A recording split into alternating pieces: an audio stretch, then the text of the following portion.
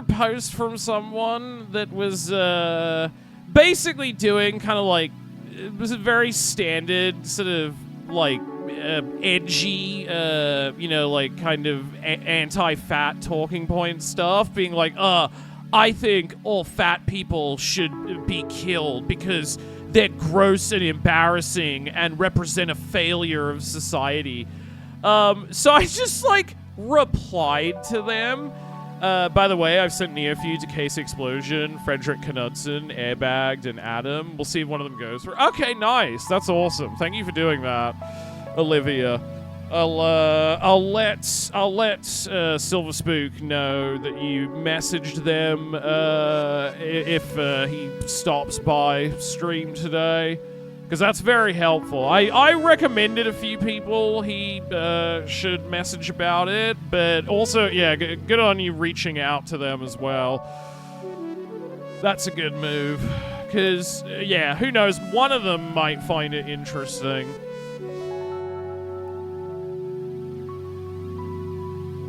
You know, I mean, even though Adam's not necessarily, well, I mean, Adam has a gaming channel and stuff and is a Twitch streamer. He's more known for movie stuff, though. But, like, even if just Adam plays it, that would still probably be exposing it to a big audience of people who've never seen it.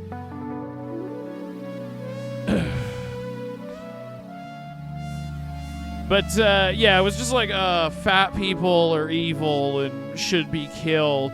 So I just started replying to this person and was like, why? What's so bad about fat people? Like, why are you so mad? I'm out for tonight, later. Okay, good night, Olivia. Thanks for hanging out. Shark moves like this, and sometimes it's so beautiful. Let me have a look. Also, let me switch that around. People love to bring up the fact I got my lips done once in 2019.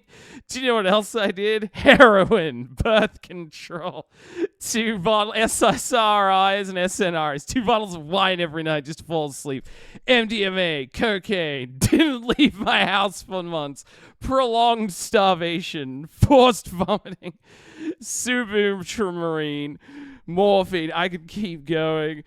That's a fucking funny tweet. But yeah, like, I think they thought that I was somebody who, because what they clearly expected from making posts like that is that they thought it was gonna, like, get a bunch of upset fat people going, how dare you say that about fat people. They weren't prepared for me just being there to fuck with them. 2 bottles of wine a night is insane. Yeah, that's a decent amount. I mean, my mom usually does like 1 bottle a night. 2's a bit much. But so I just started doing the classic method of asking them questions about their stance while they gradually, you know, dug their own grave, tied their own noose sort of thing. By just going like, why? What's wrong with fat people? Like, why should they have to die? And they went, oh, well, because they're fucking gross, and so I don't have to look at them, actually.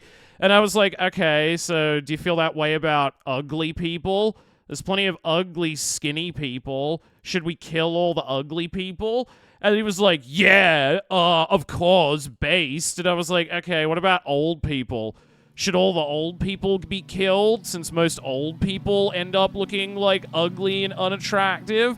And he was like, yeah, they should kill themselves because when they're a drain on society. And I went, no. That's not what we're talking about. I didn't say, should you kill old people because they're a drain on society. I said, should we kill all the old people because they're ugly? Including you, by the way, because you're going to be old and ugly at some point. And he was just like, yeah, that's exactly what we should do. And I was like, okay, so you're going to be, you want to kill off most of society then? Because there's definitely more ugly people than there are attractive people. Like, what, you just want to kill, like, everyone? Who's going to be fucking left? And then they go like, well, fat people can be allowed to rejoin society if they diet and lose weight and submit themselves to a, like, weight loss program. And I was like, hold on. I thought you said fat people were evil and bad for society. Why are they getting treated nicer than the uggos now? Why are, like, all of a sudden they getting better treatment than the uggos and the oldies? You know, I thought you said fat people were evil.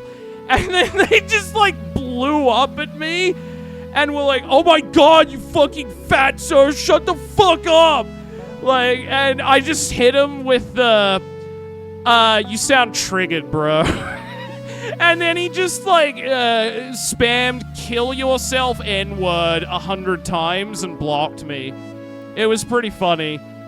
I hit him with the lol, you sound triggered, and he kind of lost his mind. Actually, her mind. I keep using him. I'm pretty sure it was a woman. Or a guy pretending to be a woman, but that was how they presented themselves. I had to stay for the story. Yeah. No, like, that it was pretty fucking funny to hit them with that. Just lol, you sound triggered. Actually out now, bye. Okay, good night, Olivia. Thanks for hanging out. Did you ask him who gets to decide who's too ugly to live and how that's decided? No, I didn't even have to get to that point. Like, I think just asking him enough questions about her dumb worldview wasn't, like, I didn't even need to get that deep in the argument. It was super funny. That was you. You really made me angry, Shark. I can't believe Shark had a conversation with JT Vance. Also, let me change the stream category. Oh, God. But yeah, like, it honestly didn't even take that long to make them have a complete meltdown about it. I was only, like, replying back and forth with them for, like, I don't know, maybe, like, 5-10 minutes. It was a pretty short exchange.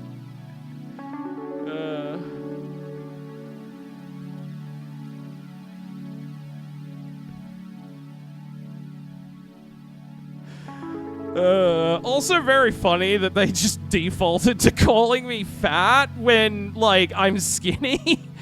Like, I was using an account that doesn't have a picture of me or anything on it.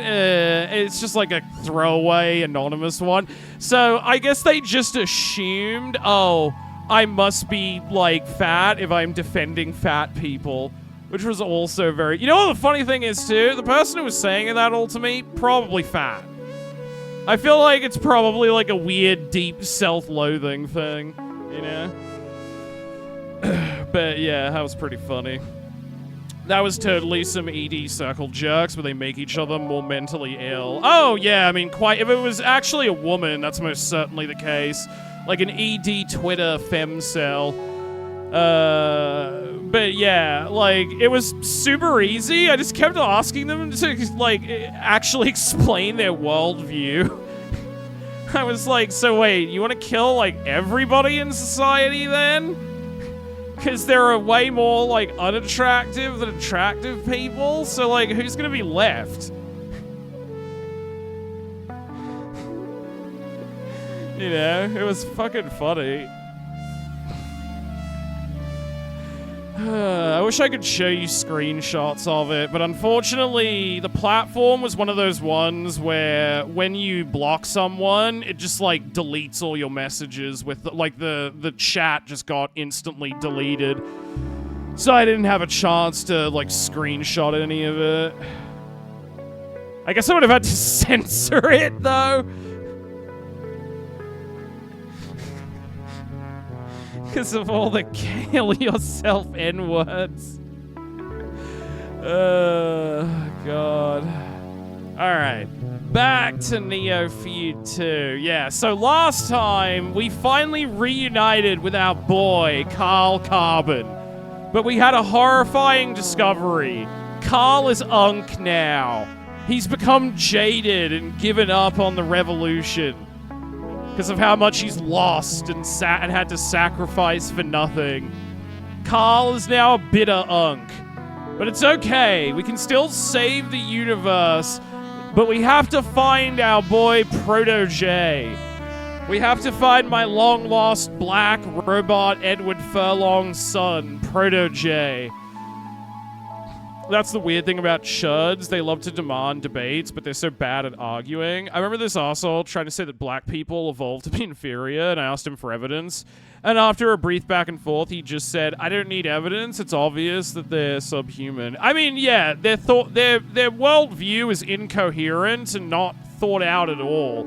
Like, that was partly why I made a thing when I was, like, trolling this guy. I didn't let him do the thing right with like, old people, where they tried to pivot the conversation to a different kind of adjacent related point, which they could more easily argue. Despite saying, like, no, like, old people are also ugly and should die. I was like, really? So, like, you should die when you're old then, too? And then he pivoted to, well, old people are a drain on the system because they need our money to support them, so we should get rid of them. And I was like, no, that's a different conversation altogether. That's not what we're talking about. You said they should die because, like, they are ugly now. That's your position. Defend it, stupid. I think the most effective part was I wasn't even insulting him. I was pretty, like, polite and friendly in affect. I just kept asking him questions and making him seem dumber and dumber. Which is why I fucking lost it when I hit him with the "you sound triggered" lol.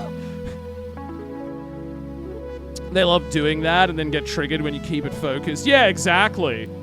YouTuber commentary voice. He's dodging the question. He ran. Yeah.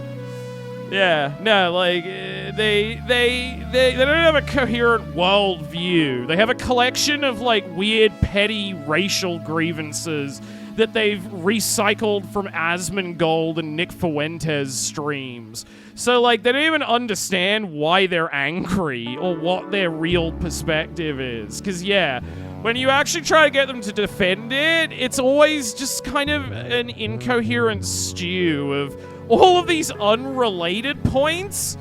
And then when you try and point that out, they just throw a tantrum. It's very funny. Oh yeah, so we're trying to track down Proto-J, and the one clue we had to his whereabouts is that a date on Hawaii, where a volcanic eruption appears to be happening. But yeah, we traveled back in time to Hawaii, and we met some digital nomads. These douchebags. Hey, compadre. I'm just a digital nomad, aligning my chakras on this cozy native land. Just living peace and love in this off-grid container home. I'm getting back to nature on this totally tubular orangutan island.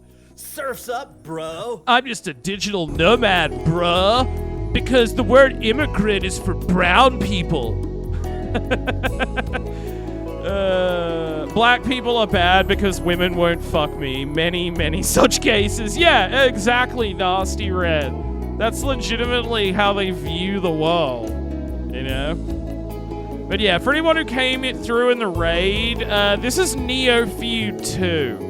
It's a cyberpunk point-and-click adventure game that's very, like, political, it's very satirical and funny, and it was all made by one dev, Silverspook, who wrote, coded, did all the art, made all the music, including the track we're hearing right now, and also voice acted a ton of the characters.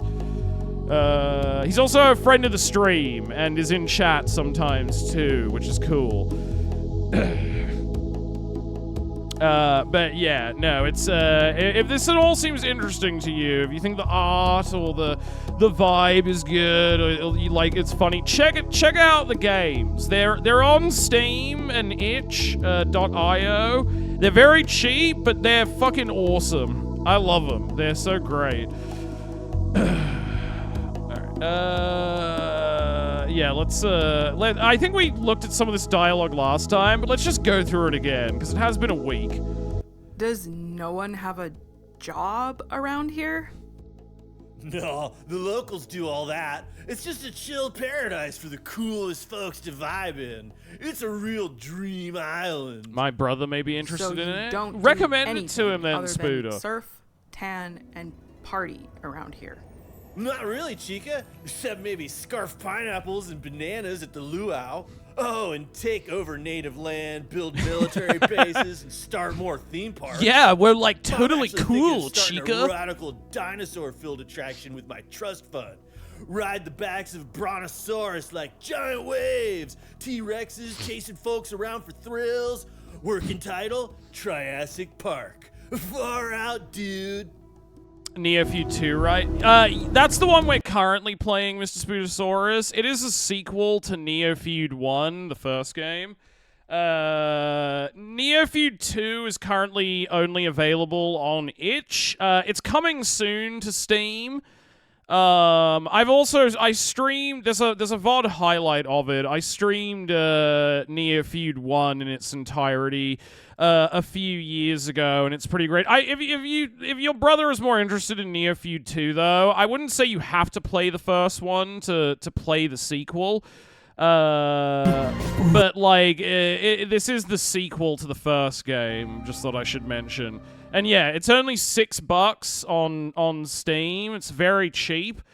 Neofeud. Yeah, he might be interested in the series. Yeah. Recommend him the series as a whole. Cause yeah, like Neofeud 2 is coming out. It's already on itch.io. If you like, I immediately bought it on itch.io day of release. But like it's coming to, I think Silverspook said maybe in August or around then it'll be out on Steam. But yeah, recommend the series to him if he likes this sort of thing, because it's great. Super funny and like creative and original, and also just like incredibly passionate and sincere. Like it's real art. Also, let me get into cyberpunk mode. There we go. Yeah, there we are. Alright. What are your plans for today?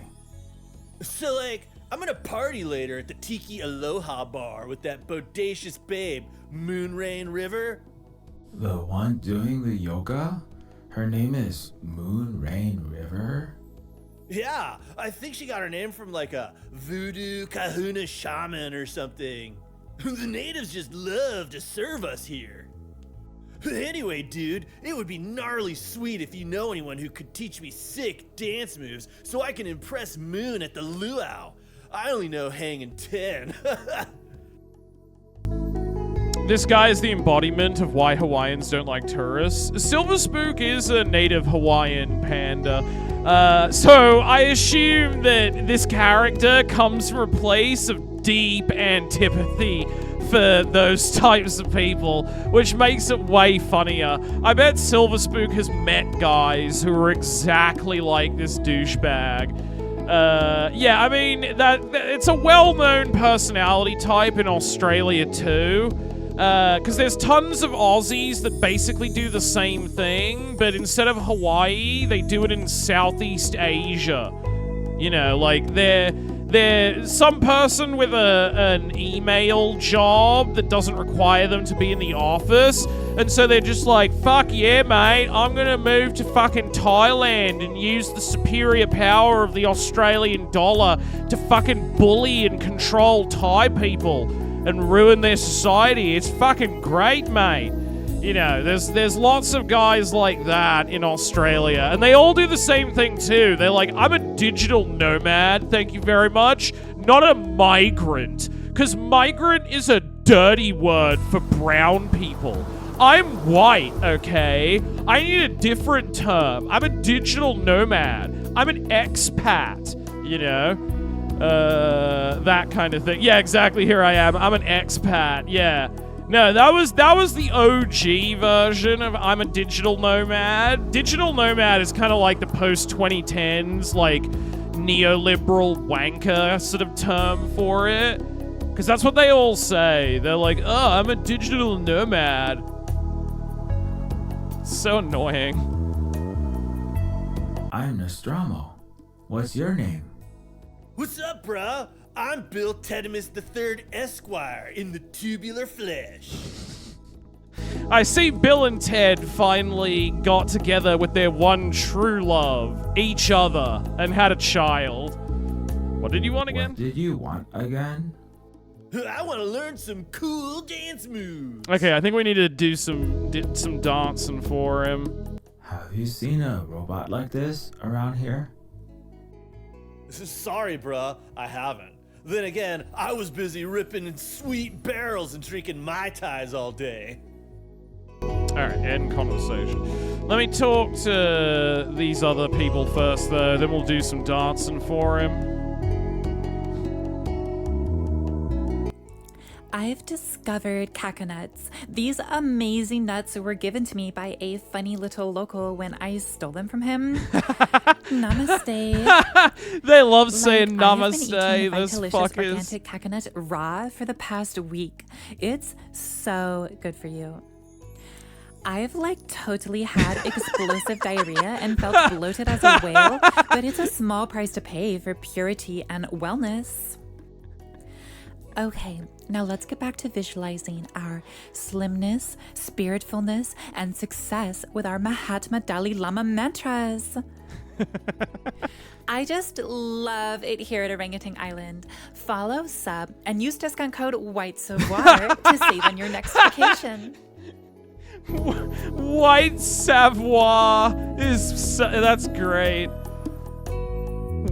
Use code White Savoie. The blonde guy has the exact build of this Swedish raw vegan digital nomad I used to see on my timeline because he would eat entire uncooked jackfruits. What a fucking maniac. Yeah, all those people are so weird. I mean, crunchy granola people can be perfectly lovely, but there's some of them that get real freaky with it like that. Bro, they're gentrifying Mexican food, and this lady reminds me of it. White people have renamed agua fresca as spa water, and a lot of white people are trying to open shitty Mexican food places. Yeah. I mean, I don't know. I'm not opposed in theory. I don't really care if the people who own a restaurant or the people who work in a kitchen aren't necessarily. I'm not going to be mad if there's Chinese people working in the kitchen of an Italian restaurant or something. But it's weird when white people, they always take it a step further than that and are like, no, we've perfected Mexican food. No, you don't understand. We've taken your culture and made it better by whiteifying it. Some white lady invented open-faced tacos. We have those. I was like, isn't that already a thing? Tostadas? The balls on that lady to think she outsmarted hundreds of years. Yeah, no, that's the thing that's fucked up about it. I don't think anybody cares that much if some white people open a shitty Mexican restaurant. Who cares? It's when they try and take ownership over another culture's thing and are like, I invented it. It's mine now. Crunchy granola people chill when they stick to their traditional homelands, which are the Pacific Northwest, Colorado, and Melbourne. Yeah. Did you know that Norway is the second biggest consumer of Mexican food in the world? Is it really? That's fascinating to me. I mean, I guess it makes sense. Isn't Taco Tuesday a big kind of thing in Norway and Sweden, I thought? Just the Scandinavian countries. You guys seem to have weird love affairs with very specific food from other cultures. I noticed when I was in Sweden that there were, hot dogs were a really big deal. American-style hot dogs. I kind of disagree with that in the sense that MAGA people... Well, yeah, I mean, there's a limit, definitely, I would agree, yeah. But that's so hypocritical and hateful. But you know what I'm saying, Nemi. I mean, just a normal white person who doesn't hate Mexican people and just likes Mexican food and wants to make a Mexican restaurant.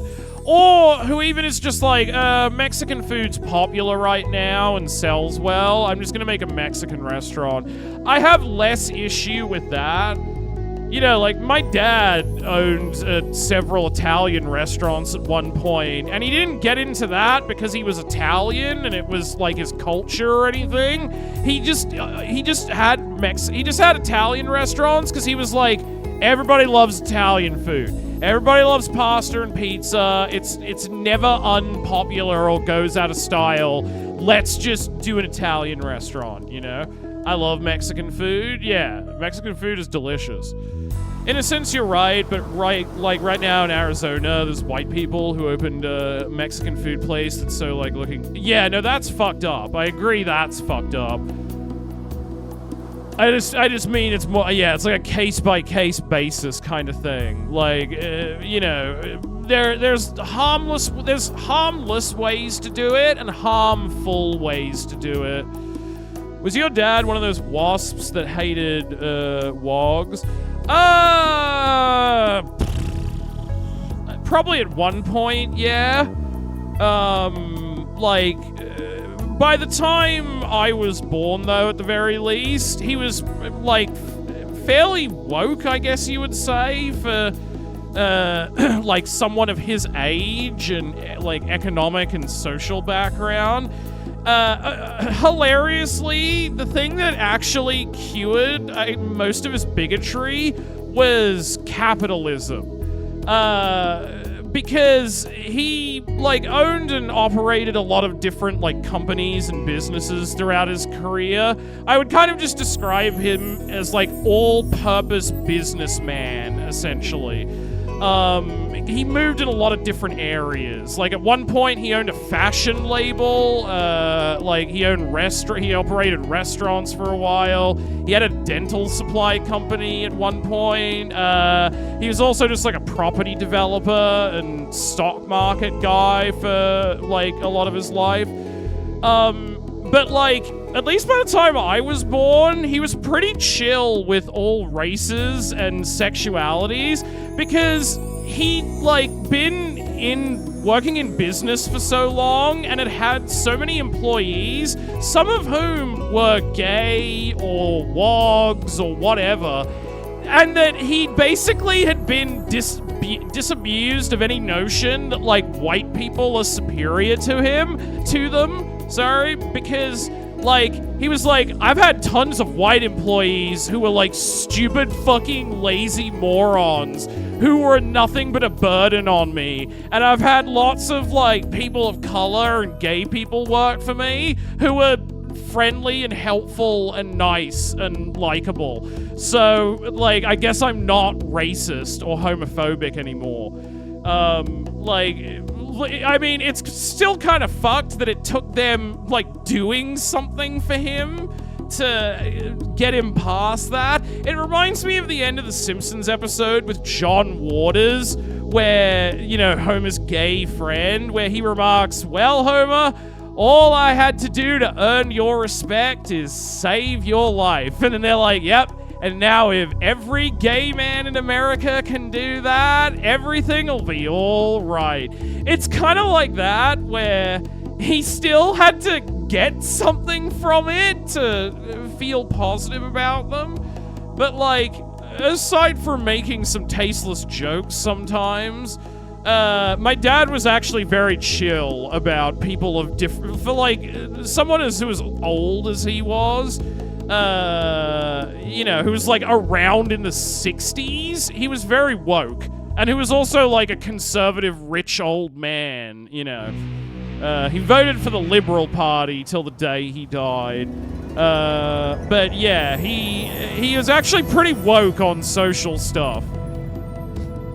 At least your dad was able to put two and two together. A lot of people still can't. Yeah, no, I mean, that's the thing. I think, like, my dad was probably just more racist because that was just kind of how people were back then.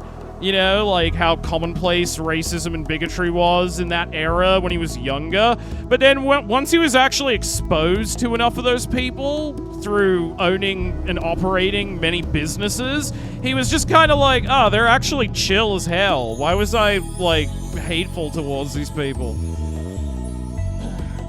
Exposure to normal people is the best cure for bigotry. It's why people who sit inside all the— yeah, exactly, Botched, yeah.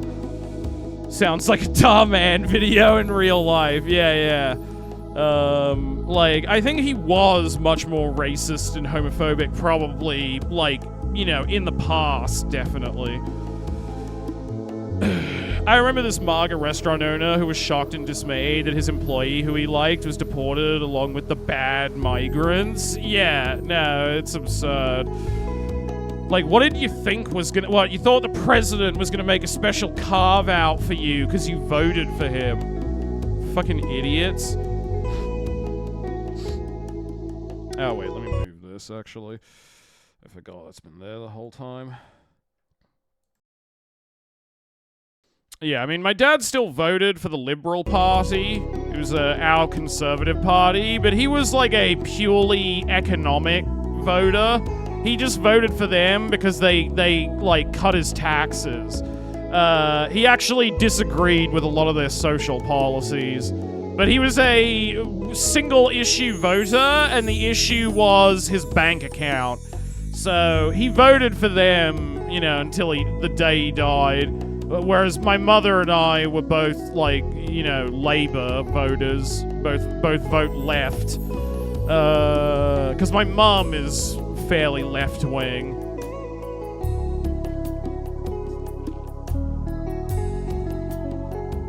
Which is, I think, where I get a lot of that from.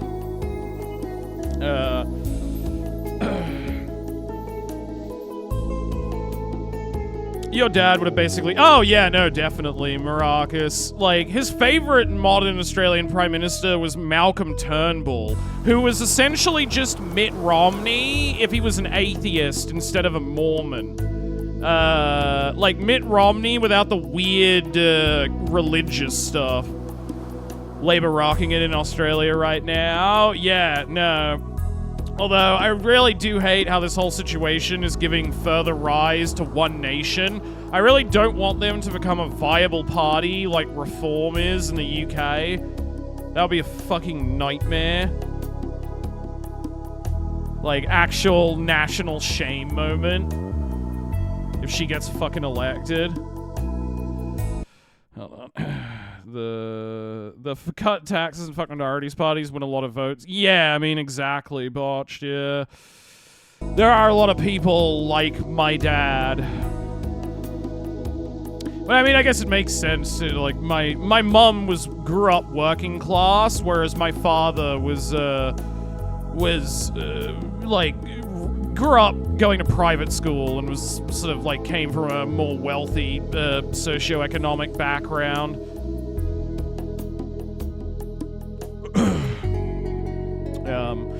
So it makes more sense that Mum would, you know, care more about the working class, having originated in it herself. Whereas Dad was more indifferent, but was still not really personally hateful to other people because, yeah, he just sort of... that got worn away just by exposure to the real world. So, thankfully, I never really experienced that growing up. Like, occasionally he might make, like, an off-color joke. Oh, wait, I forgot I put it down here. He might make, like, an off-color joke or something, but, like, he had no issue with people of any race.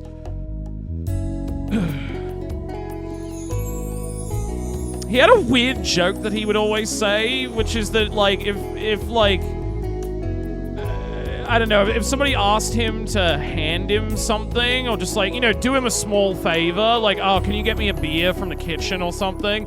If you asked him to do that and he did it, and he would, then they said thanks to him, he had this weird habit of going, oh, that's okay, I'd do the same for a white man. Which he would mostly say to white people. Like, I don't think I ever heard him say it to a black person or anything. He exclusively said it to other white people.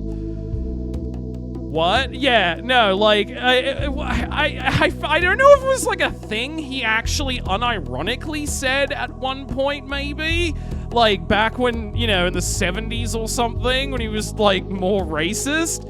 But, like, I saw him say that to so many people, and they would have the weirdest reactions to it. That's a pretty funny bit, not gonna lie. Yeah, no, like, everyone would have the weirdest reaction to it, because they would think he was saying they're, like, black or something, or they're not a white person, and they would confuse the hell out of them. You have to remember that Australia made Rupert Murdoch, so the relative Hitler particles are quite high. Yeah, exactly, Red. But yeah, it was like a weird kind of anti-comedy joke that my dad would do. I don't know why. He just thought it was very funny. We're looking for this robot. Goes by Proto-J. Have you seen him? Oh, sorry. I don't have any spare change on me. But I always donate to nonprofits to help homeless people and commoners and stuff. And commoners. I love everyone's Hey, bestie. response. Hey, girl. Sorry, I don't want to be rude, but I don't speak below my class. You know how it goes. Right. Have you, like, seen this robo-servant? Goes by Proto-J. Protein shake? I've been off my carnivore keto diet for a while now. Sorry. No. Speaking of food, gosh, I am starving. But there's, like, totes nothing to eat since someone stole all the caca nuts. And I'm too tired to go to A-Whole Foods. A-Whole the organic Foods. grocery we set up over the natives' pluricrop food garden. You wouldn't have anything raw, pure, and preferably white for me to eat, would you? I'll see about that. I hate these people. Me too. They do suck. I see these two protags back together. Did we abandon the robot wife? No, she abandoned us, Ruddy Buddy. We saved her, but then it's revealed that, like, the reason they got separated was because she left him. Because his robot PTSD, like, made him an abusive partner and tore their marriage apart. And he couldn't confront the war crimes that he was made to commit by the utopian government in the name of freedom and democracy and capitalism. So we save her, and then she leaves to try and find her own family. And I'm assuming she's probably gone from the story now. She may very well have died. But just like everything else in Nostromo's life, it was ruined by, like, the horrible psychic trauma of the war crimes he had to commit. Because like, his character is clearly supposed to, I mean, he literally is like a veteran. He served in the utopian military, but his whole character is meant to be, like, riffing on, like, people who sign up for the military because they need to get out of the hood or whatever, the poverty draft, and they get sent overseas and to see all these horrific things and kill people for the government. And then when they're done with them, they just, the army just tosses them back out into America, psychologically and physically scarred, psychically numbed by opioid drugs, just living in a mental haze, unable to process what happened to them or how to fix their life, and, like, the tragedy of that. So it made sense. Like, I actually called, when we got up to that section of the game, right before she told us that, I called it that was what was going to happen, because I was like, oh no, wait, he's a fucking war vet. He's a fucking war vet. That means there's only one way this story ends, and very sadly, My uncle had a bit where if he met someone new, he'd just lie as much as possible to see how long it took them to catch on that he's bullshitting. That's pretty funny. That's a pretty funny bit. Well, at the very least, Nostromo has confronted his trauma now, so maybe he can build something real with Lif. You know? Can I talk to the pirate? Yar, nobody here but us pirates, matey. We're pirating booty, see? Walk the plank, landlubber. Right. Arr, be gone! You don't appear to have any treasure chest nor booty on ya, wench. Excuse me? What did you say, you rotten, crab-smelling, low-life colonial sack of shit? Har, har, har. Me likes this hearty. Mayhaps I won't run her through. Just try me, Captain, and I'll teach you why you don't bring a sword to a gunfight. But maybe it wouldn't be a fair fight since this matey seems to have lost his marbles and his treasure map to the Pirates of the Caribbean movie. Caribbean. Arr, what was that, wench? Nothing. Yo ho ho. Also, hold on. Let me see if I can copy something so I don't forget. Hold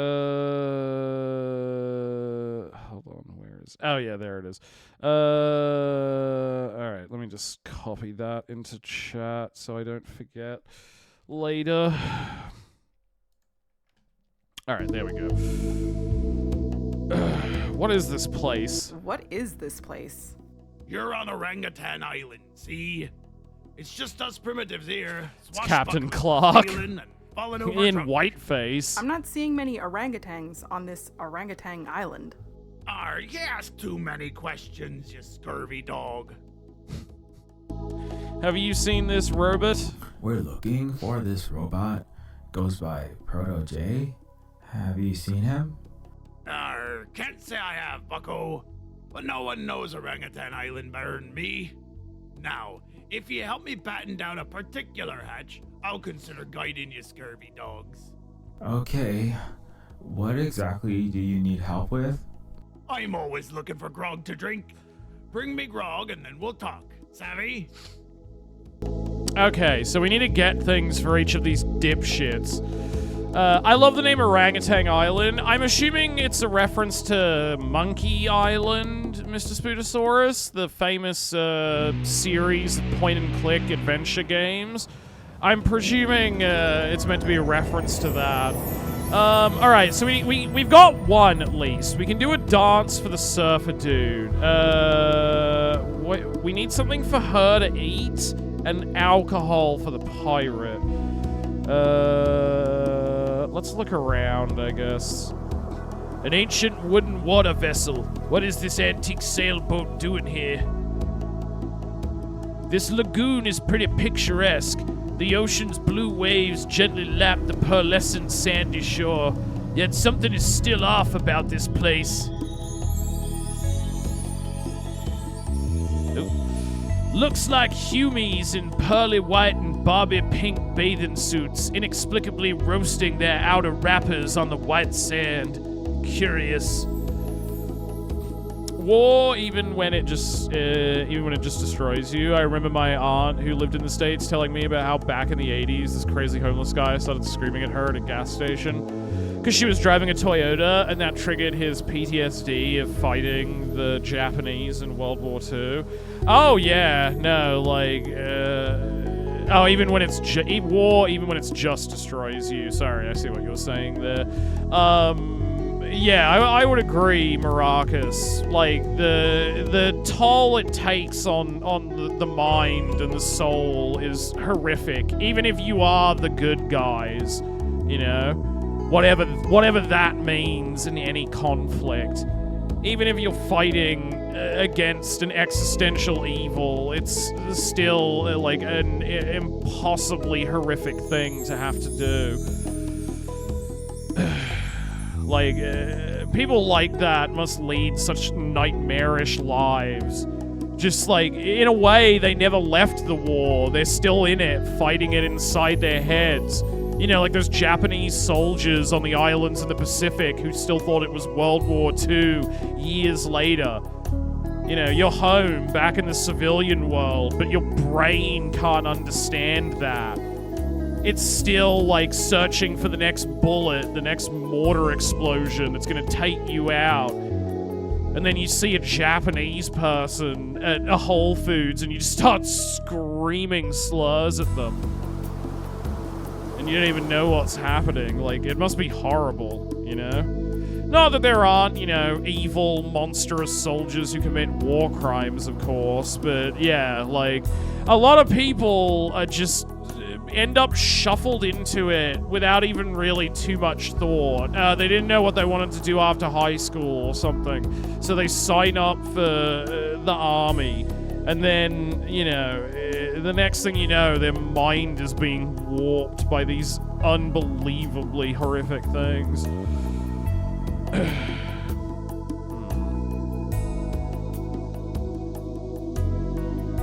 No time for snoozing in tree houses. We're not on vacation. Can I talk to the beachgoers? Can't talk to it. Can't figure that out. Hold on, let me just walk over here and see if there's, like, more to the area to explore.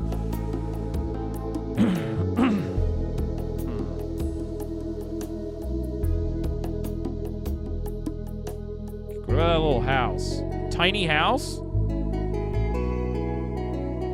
A teeny-weeny house. Looks cramped AF.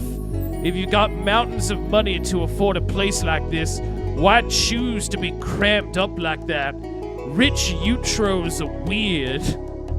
Yeah, the tiny home trend always seemed odd to me. Like, on the surface, it seems like a good thing. Making these small, low, like, carbon footprint homes that can be used for, like, economically disadvantaged people. But in reality, they're, like, rarely like, a lot of them are very, like, basically the only way you can make it work is by being tremendously rich. And then it's like, what are you even doing this for? Can I go inside it? There are a ton of these little houses to check out. Perhaps it'd be better to ask around instead. Oh yeah, we could look up in that building there. Hold on, let me see if I can walk in there. Hype Tech logo. There was word that their barges were being hit by pirates. There is a Tiny pirate homes ship is so anchored much- in that Yeah, bay exactly, there, Rudd, but yeah. That's like an ancient museum. Like, they're a piece. cool You couldn't idea in possibly theory. take down a modern super freighter guarded by military escort. Huh. How do you think this got But here, then? in practice, Could be that a lot of the surfer guy time they're was just telling the not truth. viable. That he bought and upcycled it into his digital nomad cave or whatever. But it's all very fishy. Yeah, it seems weird to me. A curious pile of stacked shipping containers. It looks like they've been cut and welded into housing or workspace of some kind. A very, very active volcano. Alright, let's see if we can get in here first of all.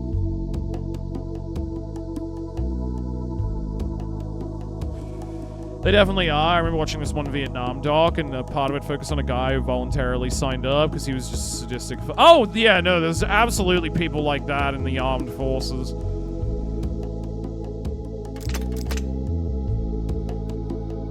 The door's locked.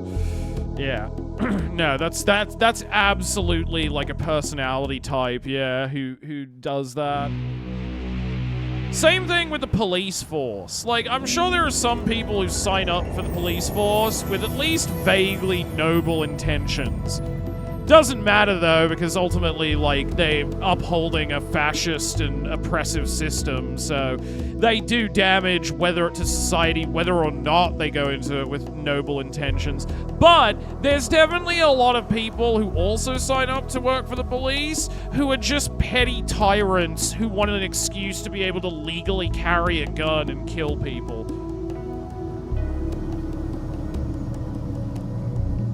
Tiny houses are just a much worse version of dense public housing. I don't get why everybody fucking hates dense public housing so much. Like, the way I see people talk about it on Twitter, they're like, I don't want to live in your bug pod, bug man. It's like, it's a fucking apartment. Apartments are nice. I've lived in plenty of apartments. Houses are nice too, but what's wrong with a fucking apartment? Get over it. Just go back to making brutalist I love brutalist apartment complexes. I don't know I've mentioned this when you've been on stream, Maracus, but my mother is actually a brutalist architect.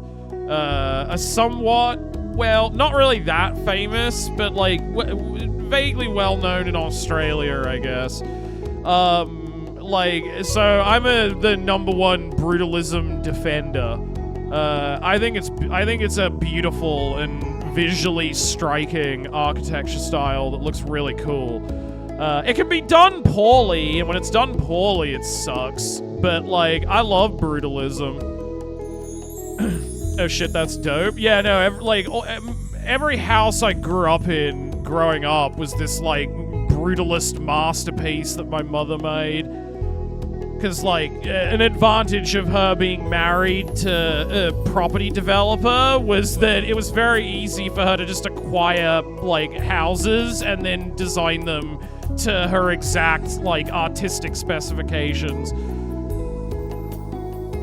Like, she used to work for a company, but then a bit after she got married to my dad, she just went independent. Because she was like, I'd rather just, like, have my own choice of working with whatever clients I want, who'll just let me kind of run wild with my brutalist designs, you know? But, yeah, like, I love brutalism. I think it gets a bad rap from people who don't fucking understand architecture. Alright, let's go do some moonwalking for that bozo.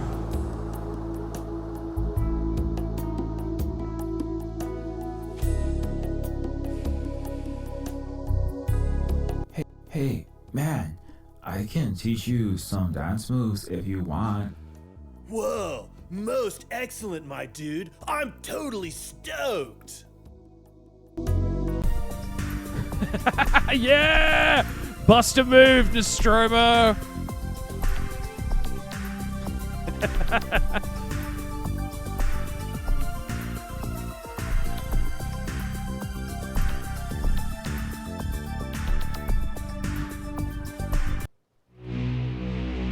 Holy moly, man. You are really one footloose duderino. Yeah, well, I used to dance for every recharge supper. Practice makes perfect, especially under threat of permadeath. Well, I don't have any cash on me, but I could pay you in coconuts if that's okay. Okay?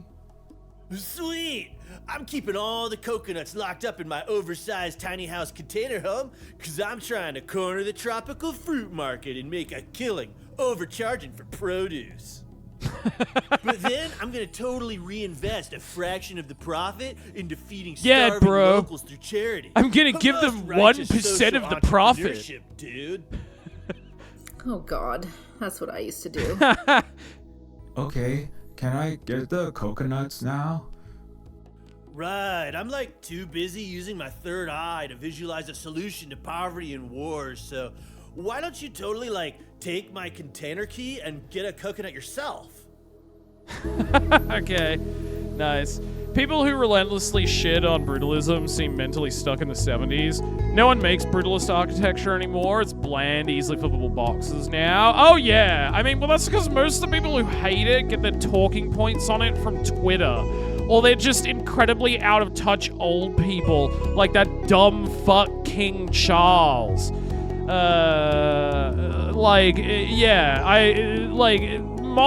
Modern bland architecture is just all about like soulless minimalism, which is a perversion of the kind of like modernist minimalist style, which is quite interesting. Brutalism being one of the most interesting versions of like modernist architecture. You see it as well with the interior decoration, how like every house now on the interior is just like an empty white box, where it's like having like white walls can be really good for a house, but you need to like interior decorate in more of like a new internationalism style. which is usually what my mum does with, like, the houses she interior decorates too. You need to have pops of color, or, like, a single wall that's a funky, like, wallpaper print or something. You need to have something to kind of anchor the rest. Like, if all the walls are gonna be white, you need to put some color in there somewhere. Get, like, a bright orange sofa, or, like, a fucking, like, you know, neon green chair or something. Like, it looks really good if you do it in the right way. I miss older inspired minimalism. Yeah, no, that stuff is great. It's like the church that my mother worshipped at, and I've always, I guess because she raised me to, I've always found it incredibly, like, beautiful and like visually interesting.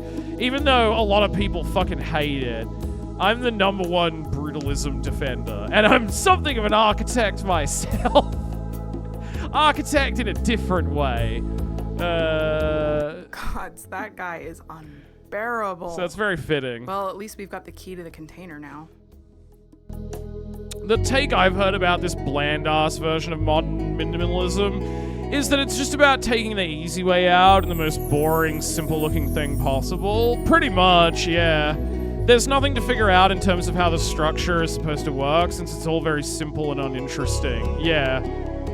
That's partly why I like brutalism so much, because, like, the idea behind brutalism is that it's meant to be minimalist, but it's also meant to be dramatic.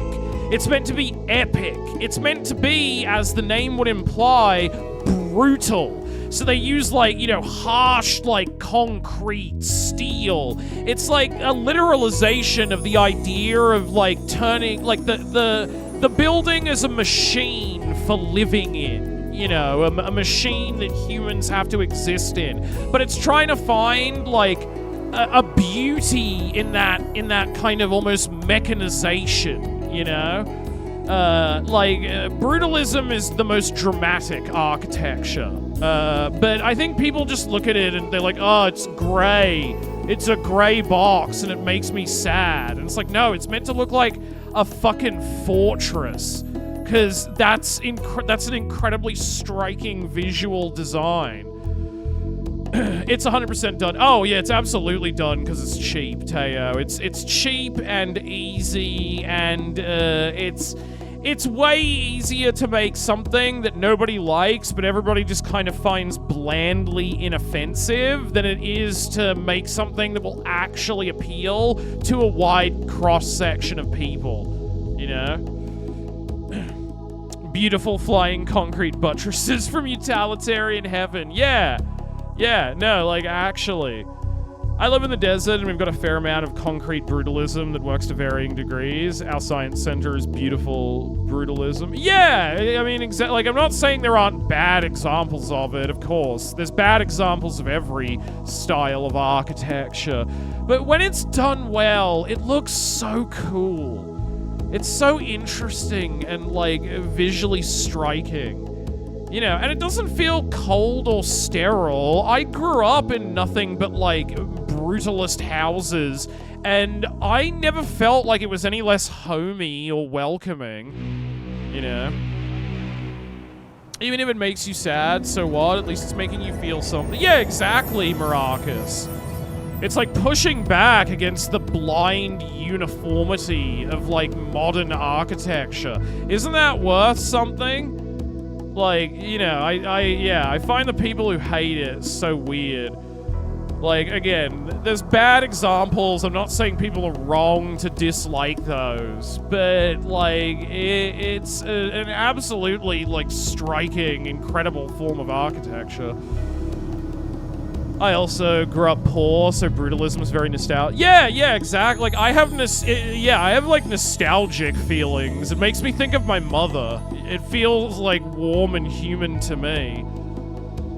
I need every apartment in a building in a mid-sized city to look copy-pasted. Yeah, I don't get why that pisses people off. Like, literally in almost every house my mother gets built, They have to have a protracted battle with the local council because residents complain that it's gonna, like, change the essential character or nature of the street because it doesn't look like every other fucking identical, like, Victorian-era house that was built there. And it's like, shut up, man. Was it gonna kill you to look at something visually different?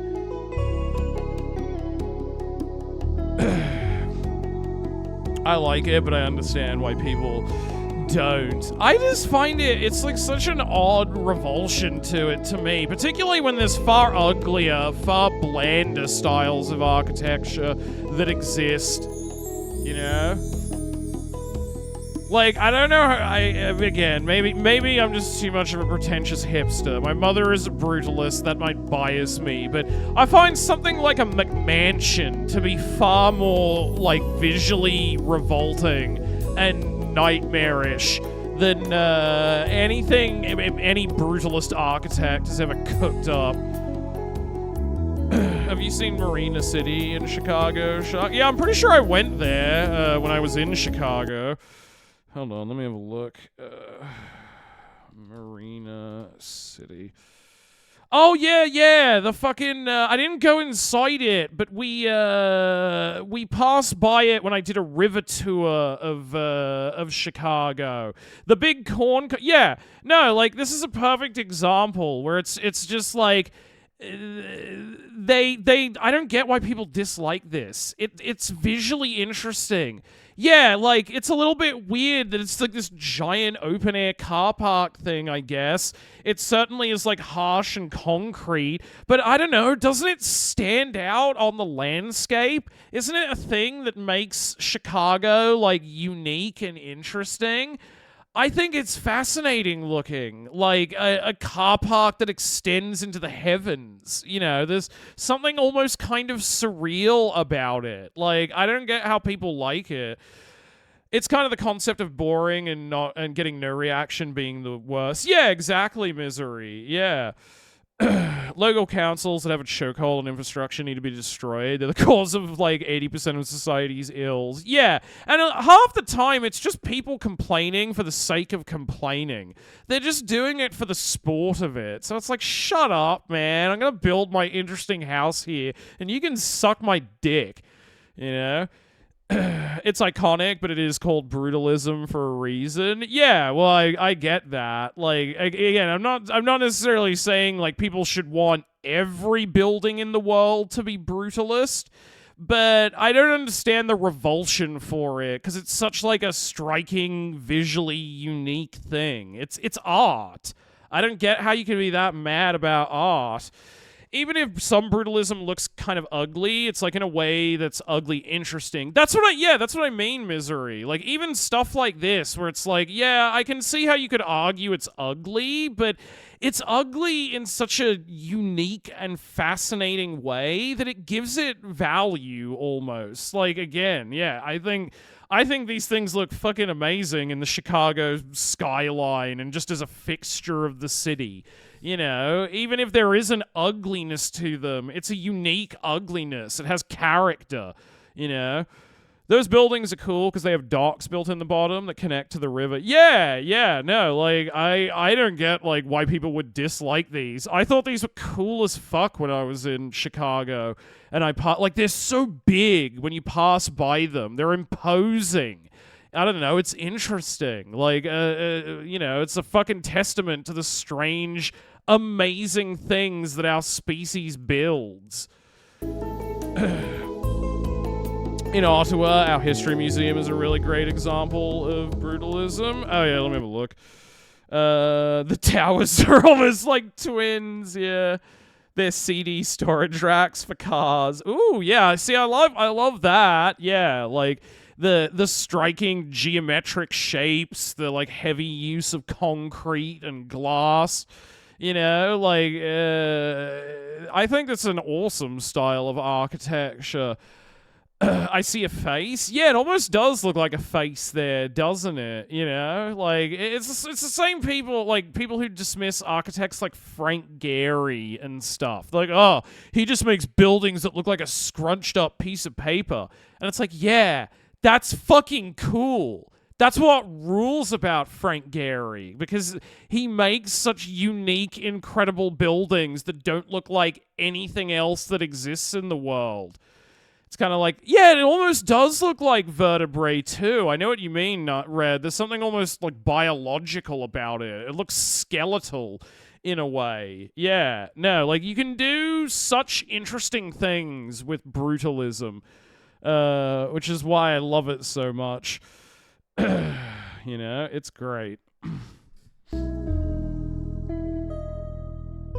I was going to say it might also just hit better viewing it in person. True, yeah, I think when you see it in person, like, its size definitely adds to the strange surrealness of it. I would, yeah, definitely agree with that, Misery. And the, like, open-air car park, you know, like, there's, yeah, just the cars facing out to, like, the open air. Something about it just looks so weird. I usually don't like brutalist buildings. Yeah, I mean, I know they're fairly contentious. Alright, let's go in here.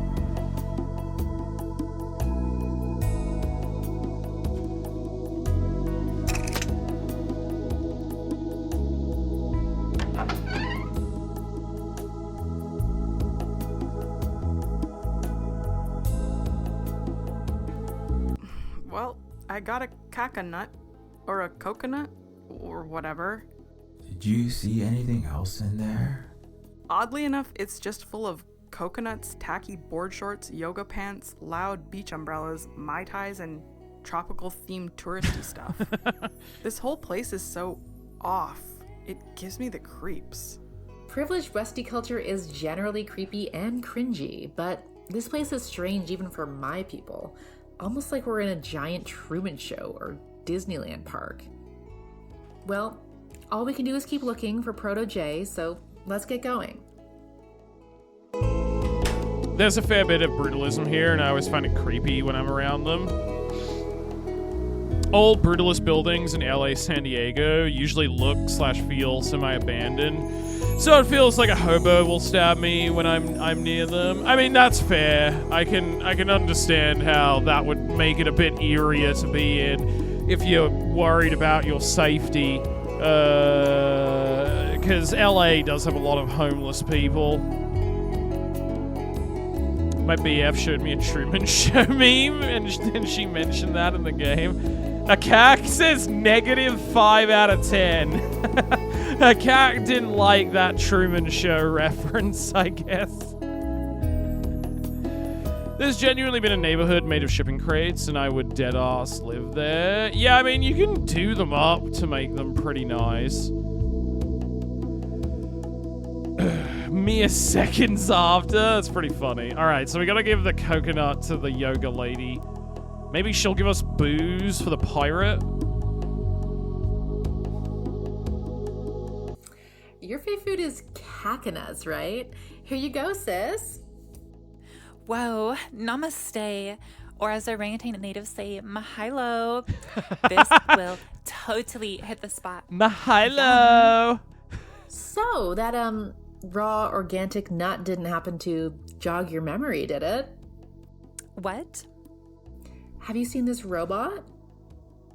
Oh, no, we don't have undesirables like that around here. It could drive down property values. Our police beat them away from the beachfront. But I do happen to have this pirate Of course. Stanley You wouldn't tumbler want them cup on the beach. full They're just of the alcoholic natives. kombucha or something. I think it's called grog. Oh, wow. Thanks a lot, bestie. Okay. You are the best. So we got the booze for the pirate. I know, right? That dress is killing it, by the way. We have to hang out at my daddy's orbital villa sometime. Yeah, maybe. Okay, bye. Alright, so we got the grog. Good, good. What does it say if I look at it? A period piece mug full of grog. which is a colonizer ancestor's drink between killing, raping, and pillaging.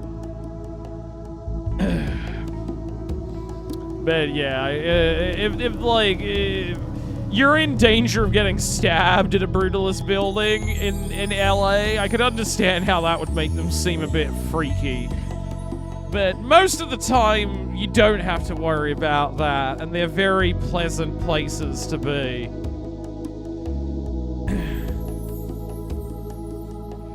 Alright, let's give the booze, the pirate. Here, matey, here's some grog for ya.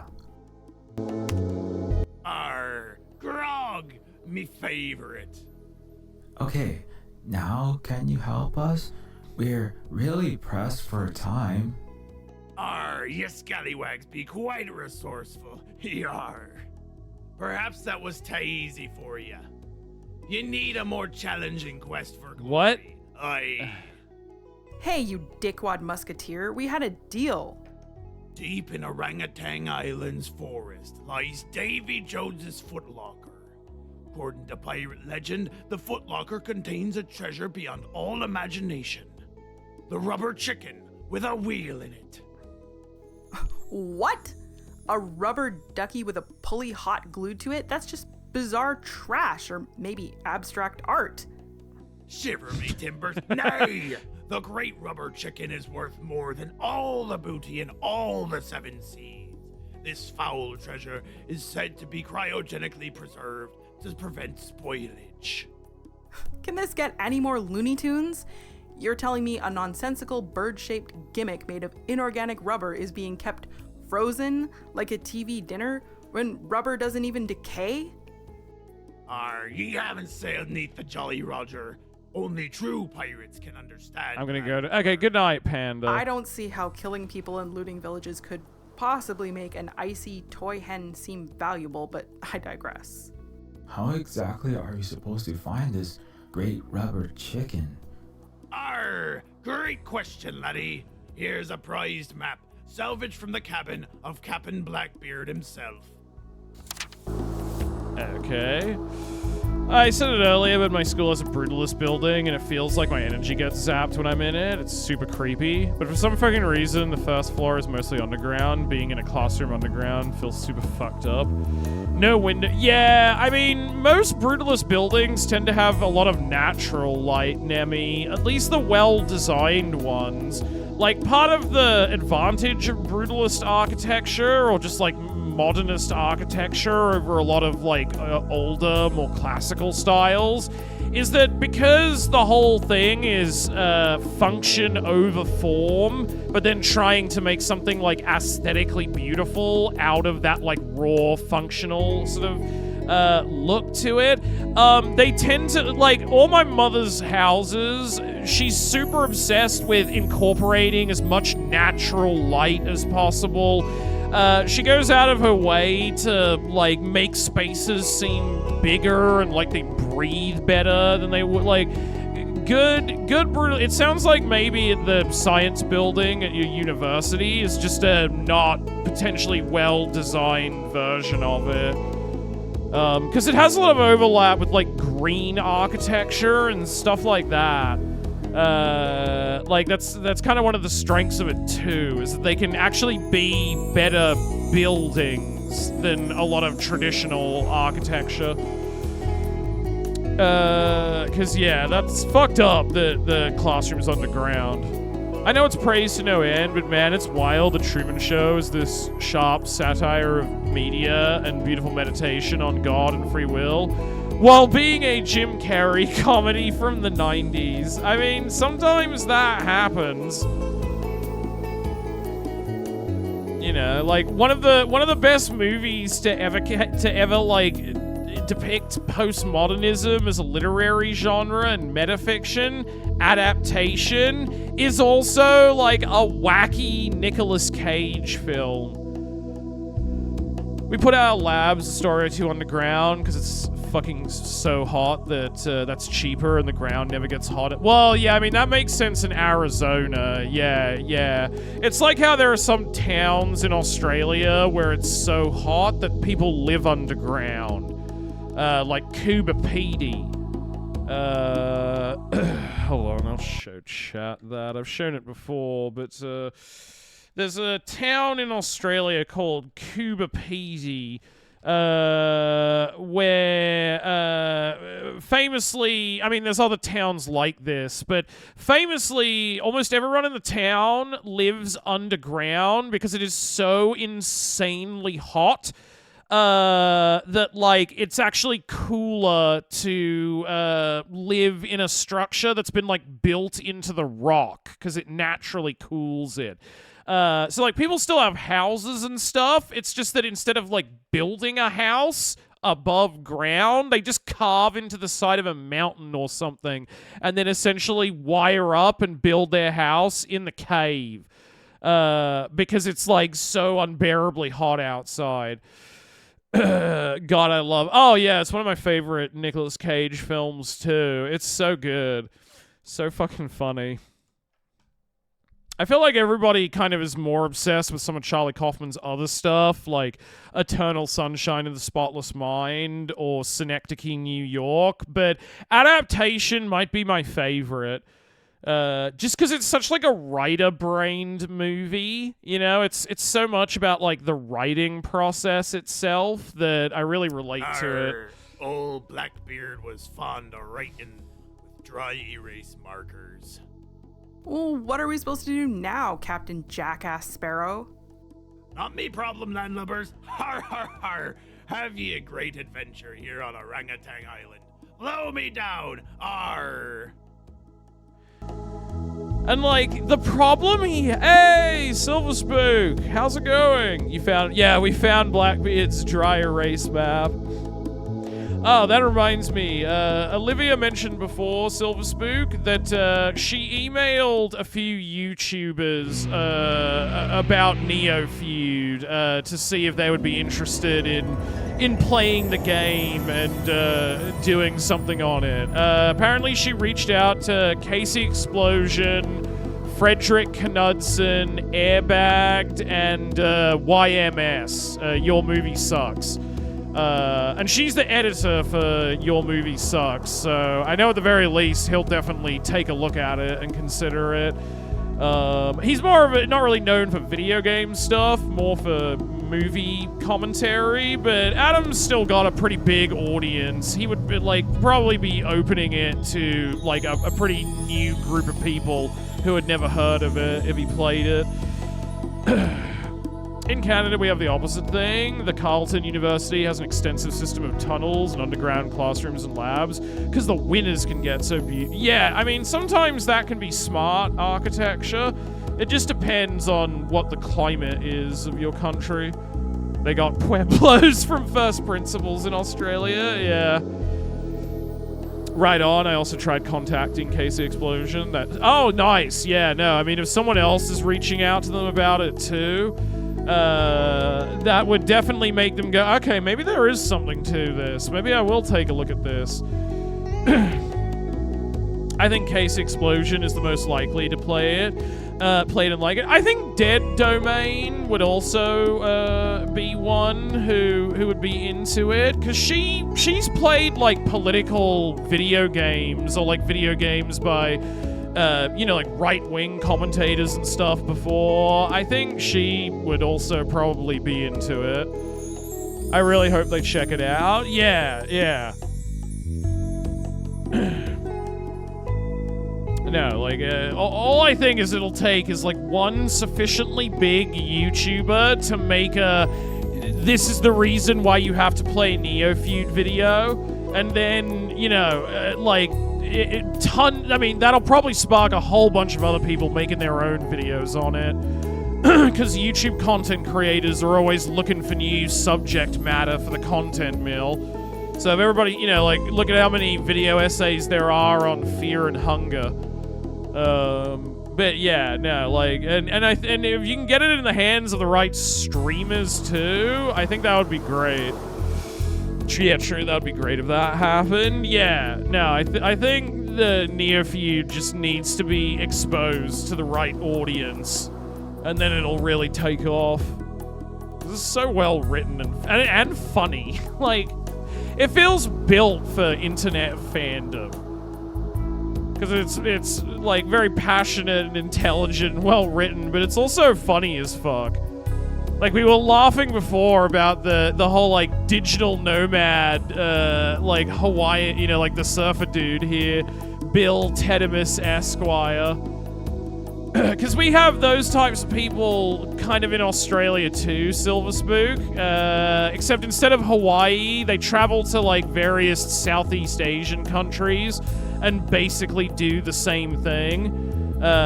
You know, they call themselves a digital nomad or an expat because they've got an email job and they just spend all year in Bali, like, mistreating the local workers and living fat off the fucking, like, exchange rate difference between our two currencies. So I know this exact type of dude. Like, I've met so many guys like this. Does he have anything else to say? Compadre. No, it's just the same thing as before. Nomad, aligning my... Yeah, okay. Like, I assume Hawaii is full of guys like this. Alright, let me look at the map again. Seems to be a treasure map, but, it's rubbed out in the center. Okay.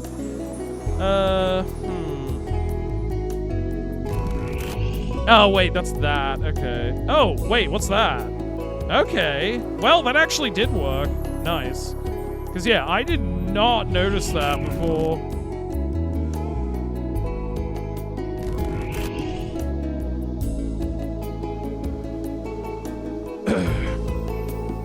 The Surfer Dudes played... Oh, the Surfer Dudes played by American Johnson. Okay, fuck yeah. Non-Compete is also making a video on Neofeud 1 and 2 and Silver Spook game. That's fucking great, yeah. No, that's awesome. There's also a Rooster Teeth video by Lawrence Sontag, Gamerank sneak peek, and Cannot Be Tamed did give Neofeud a shout out. Nice, yeah, because, like, I think... It just kind of needs to get worked into the algorithm, because I never hear anyone talk about this game, but, like, Neofeud 1 for that matter. But it speaks, like, so much to the current moment in time we're living in. It feels like it should have a way bigger fandom. Huh. Something out in the jungle is very, very cold. Like as freezing as liquid nitrogen. Didn't that pirate guy say the golden big bird is, like, really chill or something? Yeah. Maybe we should investigate? True. Unfortunately, the cold thing is several kilometers away. Son of a toaster. That's like halfway across Orangutan Island. Well, let's just hope the volcano doesn't get extra flowy and that there are no rabid cannibals out there. Cannibals? I doubt any of my Euro relatives are in the jungle. And anyway, we only dine on virgin commoners, unwrapped mummies, and victims of our crusade, generally. Fucking mummy eating! Right. Well, let's get It's hiking come on up this so many duck times hunt or since I've been chicken playing safari this. or whatever. I despise the UAE with a passion, but one positive thing about it being an evil totalitarian nightmare is that digital nomads don't get too out of control. Yeah, that's true. Man, I was almost terminated into a flattened soda can when that giant ball rolled through the Temple of Doom. Who'd have known that Davy Jones' footlogger smells like athlete's foot? And that it'd be booby-trapped with Nazis, crusaders, lost arks, and whip-wielding archaeologists. Although, those obstacles turning out to be mannequins and cardboard cutouts was perhaps even more odd. The worst part was when the volcano shot lava bombs at us and almost set my hair on fire. But hey, the main thing is we found that rubber chicken MacGuffin thingy. Alright, nice. We got it. Here's the other recent one by a couple... Oh yeah, we could have a look at that. And, Bridge Empire. Oh, was she in the game too? Nice.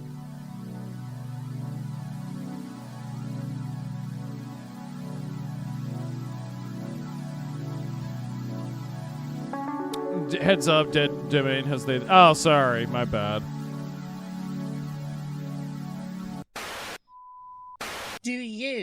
like video games?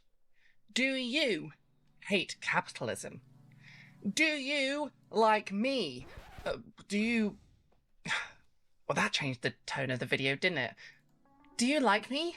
Like, how much would you say that you like me? Do you like me enough to play a video game starring me, Bridget Empire? Yes, that's right. Your second Speaking of favorite Thailand, they're heavily staffer restricting at the their Daily visas because Telegraph British has douchebags been keep moonlighting selling drugs. as a Ooh, that's voice probably a actor good for call. cyberpunk sci-fi adventure game Neofeud 2. Out now on itch.io and coming soon to Steam, that place where you buy all of your I games like video you're games and I'm starting to already hate playing. capitalism. And Well, you if should my play confusingly Neofeud, dulcet Spooder. transgender tones aren't enough to persuade you, But to give it a definitely shot, do then it's not recommend to it to your like me. I'm brother, because I presuming know you said he would probably be into it as well. that ship has already sailed. The game also features the voices of more leftist creators such as Mexi, Luna Oi, and American Johnson from Non-Compete. Why would so many left-wing media people agree to do voices in a video game, I hear you ask? Well, I suppose you wouldn't be asking because, well, I would love to do voices in every I think you'll at video least be game and a interested. lot of other Okay. things besides. Nice. People should Fuck ask me, yeah. but this one in particular is special. You see, Neofeud 2 is an anti-capitalist, anti-imperialist game set in a galactic empire which enriches CEO kings but leaves the masses destitute. That's where you come in, pointing and clicking to guide social worker and foster kid robot Carl Carbon towards toppling an empire, struggling to free E-mines, and organising the resistance to the end of overturning the cosmic neo-feudal chessboard for good. If you spent any time on this channel, you'll know that this is entirely my shit.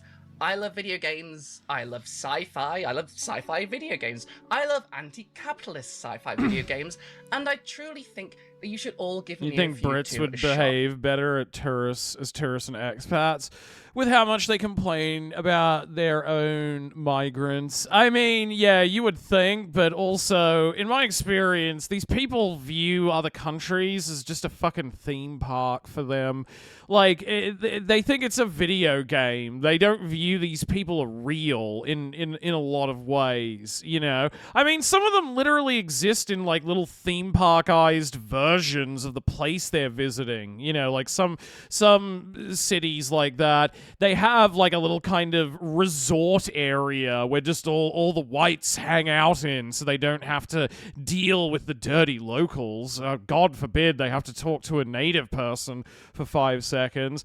But like fundamentally, they treat it as a playground where they go to act like overgrown children, and they know the natives will most likely just politely put up with it and let them throw their weight around because the exchange rate is so uneven, you know? Like, they get off on it. You could also play Neofeud 1 at first if you want to do that, and that might make sense. And then you can play the series in order, but Can confirm I'm that's not true. in that, What Shark so is saying you is a should native still play Hawaiian. it, Yeah. but I won't be in it. But if you play No, it's so Neofeud 2 it's so after weird that, to me. Where or- it's like, why? Like whenever I go traveling, I don't like to, you know, like for pleasure, like on a holiday or whatever. I don't go stay in resorts or anything because, like, that's not the real world. If I'm gonna travel to a country, I want to actually like go out and experience it, not stay inside the confined fence of like a weird theme park version of it where I don't do anything except lay by the pool and get drunk. It's like I could do that in Australia, but there are people who live for that shit. They love it. just to start with, you will occasionally get to hear And I think a my big voice. part of it is they get to be like little petty tyrants to the locals, you know? I mean, you're hearing my voice right now. They but have the you'll be money, hearing my so voice they can get in away a with video it. game, which is They get to, different and they kind of get to LARP as like the rich ruling class that, you know, controls their lives. way cooler. They just For go a to a, taster, you know, here- developing country and do it to other people. It's a sneak peek of me in the game as Victoria. That's a good point. A lot of this is the fault of the greedy local politicians and business owners who enable this behavior. Yeah, I mean, but I also can't, like, I also can't feel too. I mean, yeah, obviously you criticize the decision makers who allow for this dynamic to happen, but like, you know, I'm sure the people who run bars or the people who work in them, like, they're ultimately just trying to get by, and these people have money, and unfortunately, in a lot of cases, the local economy is, at this point, kind of almost semi-tied up, you know, inextricably with the tourism dollar. So there's not a lot they can do. Like, they're just trying to make the best of a bad situation, you know? But yeah, like the politicians who allow for it and stuff, I have criticism for, you know, who like bulldoze a community garden so that more fucking like Airbnbs can be built for privileged Americans and Europeans to come stay in. Those people are fucking terrible. But like the people who are just stuck in the economy in it, I just feel sympathy for them. You know, English people on holiday are fucking nuisance in general, but my own people are not much better, and we're at worst speaking English on top of that. Yeah, like, every country has it to different degrees, I would say. You know, first world countries, certainly, yeah. They've all got their little private theme park where they go to, like, harass the locals and spit on their culture for kicks, you know?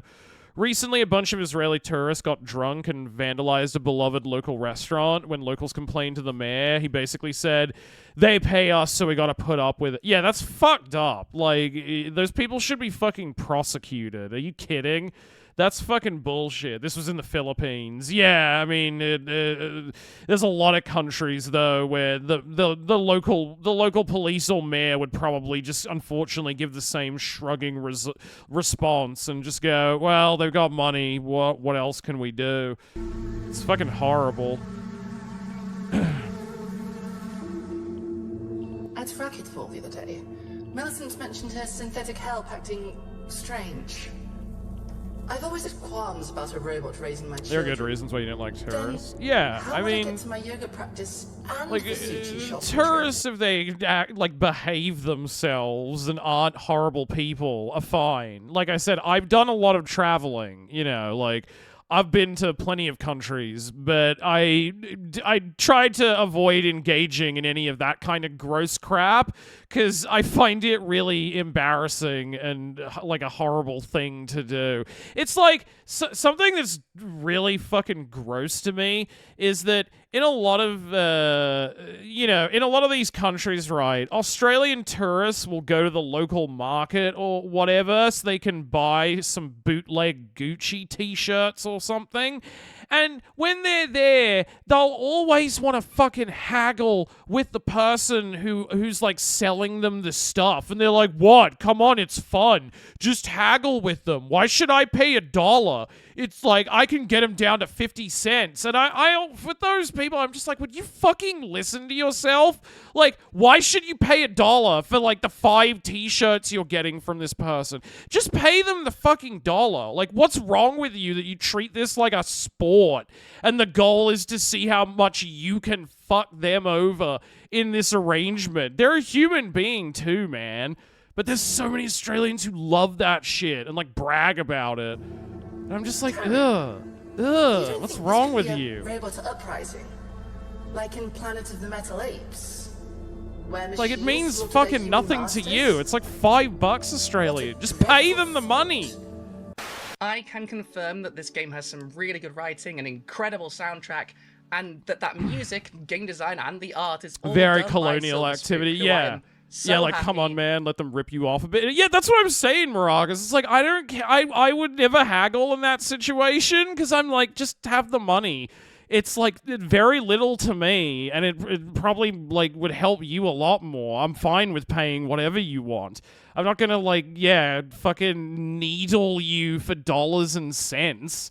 Got me to be a voice in the game. I love doing stuff like this, and I couldn't have asked for a better fit for the first video game that I've done voice acting for. And to make sure that you give Silver Spook a follow and are on the lookout for the Steam release of the game and of future games, I asked for a little bio to introduce them to you, so I will leave you with that. following this last little bit from me. Thank you so much for clicking on this video. If you got this far, I mean, it's not too far in, I hope you check out Neofeud 2 and that you both enjoy the game and my little contribution to it. I'll be back later this week with a video about the boys and satire, and then we're probably going to talk about RuPaul's bad political advice. So look forward to that. Bigger videos coming later on, but I just wanted to let you know that this was happening and you should check it out. And in the meantime, Nice. stay safe. Well, I'm glad look creators are after promoting each other, it. and keep fighting that good fight. I've always seen in a video videos where game. people go to Taylor Closemaker. I think it was in Vietnam. Except these people always these were always very praise-filled videos, and the people didn't even haggle on the price. They told, yeah, like, I don't know why the fuck you would do that. It seems like so fucked up to me. Silver Spook Games is a one-person team consisting of Chris Kealoha Miller, a native Hawaiian writer, artist, musician, and game developer. Neofeud 1 and 2, the art, stories, and gameplay of Neofeud, are a reflection of their experiences growing up in an impoverished area of Hawaii and working as a STEM teacher for the underserved youth of Honolulu's inner city. They currently run Silver Spook Cooperative with their partner Holly and focus on anti-imperialist indigenous activism, education, and game development in Hawaii. Go check it out. No, it always seemed to me to be the oddest thing that people would just so comfortable publicly announcing their cruelty, and people would say that just like in normal conversation, like it's not an insanely fucked up thing to admit to doing. You know, it's like just casually, oh yeah, like I torture animals all the time, by the way. It's just like, what? If you like How did you think that's okay to do? actually well-written cyberpunk and social parody, super nostalgic 2D point-and-click adventure games with impeccable art, a kick-ass soundtrack, and anti-imperialism, decolonization, all the rest of it, I have a game for you. So I am actually voice acting in Neofeud 2, the new game by Silver Spook Games. I play Princess Sybil Clinkton Bush, the adorably Oh, naive, she's the new voice actress for Sybil. but Okay. also super princess. Because I remember you said you replaced Holly as the voice actress for her, since Holly's doing Lith in Neofeud 2, and you didn't want it to be like her just talking to herself for the whole game. Wait, holy shit, Maxie. Oh, yeah, you a fan of hers, Teo? Trader trying to bring down the neo-feudal CEO kings, including her own father. Yeah, she took over Holly. Neofeud is Yeah, a 2D yeah. point-and-click cyberpunk adventure game following social worker Carl Carbon, a foster kid robot, and a socialist princess who get caught up in a sordid conspiracy and attempt to liberate the oppressed. Neofeud 2 extends the story and includes an ex-robo-marine and a rebel hacker struggling against an empire on its last legs. If you haven't played Neofeud 1, I recommend starting there. It is a fantastically written, hilarious, incredible, just politically relevant story. And Silver Spook does all of the art, music, game design, everything. It's fantastic. If you do start there, you'll notice it is not my voice playing Sybil. I don't play Sybil in the first Neofeud, but I play her in the second one. We're back at it, struggling against those Neofeudal CEO kings. This time, I think we got a chance. Okay, nice. I'm glad they're wherever promoting you start, I hope you do come adventure with me over there, and please do tell me if you check it out. I've otherwise still been on maternity leave, but I will be back soon with longer form content and maybe more shorts. I don't know. All right, thanks, guys. Oh, God. Yeah, no, I have, like, more. I've been tossing up the idea of I mean, I don't really have a big YouTube following or anything. I have more of a, like, Twitch audience, but I've been toying around in my head with the idea of trying to make some kind of video, or something, like a why you should play Neofeud 2 thing. Or even just, like, I don't know, like, editing TikToks for it or something. You know, like, there's so many funny kind of like what the fuck moments in the story of both games that I feel like you could intrigue a lot of people to play it just by exposing them to some of that, you know?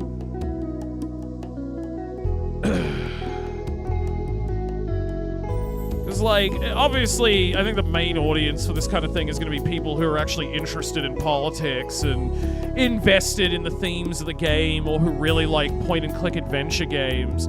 But, like, I think that there would also be a decent amount of people who might just be intrigued because they think the writing is funny, and it just like, what's this game? Like, this seems hilarious. Because, yeah, there's a lot of moments in this and Neofeud 1 that made me crack up, that could work as, like, short-form content. You know. So, maybe I'll try and do that or something, because, I mean, it couldn't hurt. You know, any promotion is good promotion. Alright, let's look at the rubber chicken. A rubber bird with a fishing reel in it, or some zany nonsense. Okay, I guess we just give it to the pirate. If you do, I'm happy to share it around. Yeah, it doesn't hurt. Yeah, maybe I'll do that. Or maybe I'll just try and make a, like, why you should play Neofeud kind of video. Something of that nature. Or maybe both. I don't know. I'll see what I can do.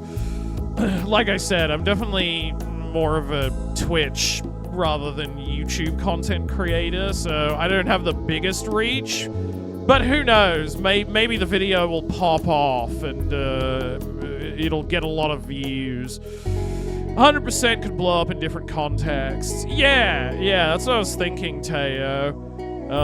Like, just even just like presenting some of the funny moments, like, I don't know, making YouTube shorts of just some of the funny moments in the game, like, even something like that could potentially work. You know. Alright, pirates.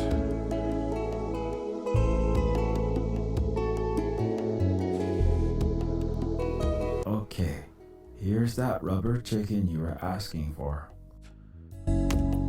Blimey! Ye not be lily-livered after all, the great rubber chicken with the wheelin'. Okay, Pirate Steve, or whatever your dorky LARP name is, we went through magma hell and flooded cave-high water to get you this sacred cow. Now help us find Proto-J. Arr, ha ha ha ha. Methinks I shan't wench. What is this pirate's problem? After all that groundwork we just slogged through for you? 2 separate, mindless filler fetch quests, almost getting bowled over, drowned, and burned to ash? How could you do this to us? Arr, har, har, har. Ye haven't heard the scuttlebutt you build shucking shark bait? We pirates be ruthless hornswagglers. Har, har, har. Well, mateys, it's been fun toying with you. Now be gone with you, for I make you walk the plank. Arr! He's been on Orangutan Island too long, Shark. Yeah, fuck him up, Nostromo. Nostromo, are you all right? Oh shit, he's going Super Saiyan again!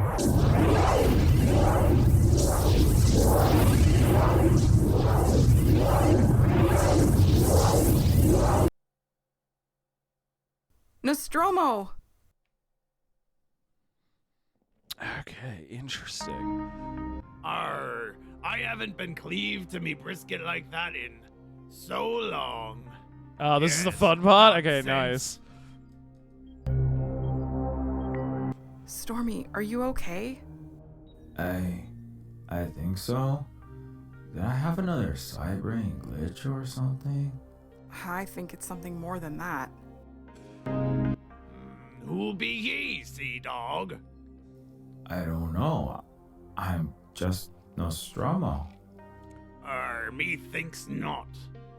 I'm an ex-robot soldier, just trying to not fight for the wrong army. Not wanting to fly neath England's ensign, huh? Either way, I've got to call Captain Long John Silver. Proto-J? Captain who?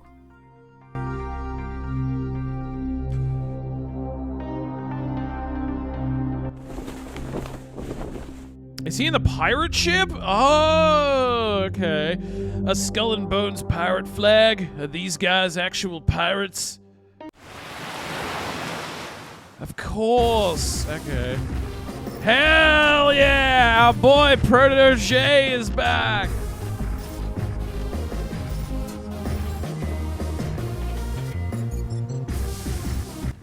Proto-J! Your Royal Banus! Dang, it's been a minute. What happened? Huh? I've been trying to hit you up for a while now. The J is with Since we John heard you Silver. were Oh, hacked, right. But the channels have all been dark. We also couldn't find your new base, so we assumed the worst had happened. Negatory, comrade. I've been trying to DM, call, smoke signal you for ages. Even tried Silver Spook Soup secret stealth freaks and shit. OMG. It must be the Neofeudals jamming our communications. Ever since they initiated the Ragnarok liquidation, everything's been downhill. Shiznit. I ain't heard a peep from my special mutual friends neither. Not since them homicidal royals went World War III. Blacking out comms before unleashing the Terminus Protocol. SOP for these Pluto SOBs. Anyway, I'm just happy that we've got back in touch. Oh, oops. How ditzy of me. These are my new Red Star besties, Nostromo and Lith. And this is a revolutionary commander, Proto-J. Sup, fam? If you a friend of her ex-royal worshipfulness, you a friend of mine. Hell yeah. Speaking of, let me introduce the Revolutionary Silicon Forces. Soldiers, 10 hut, remove living tissue of a metal endoskeleton. Sir, yes, sir. Oh, they're all robots.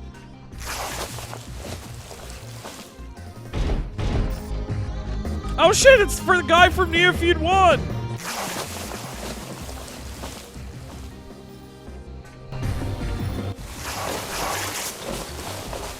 Fuck yeah!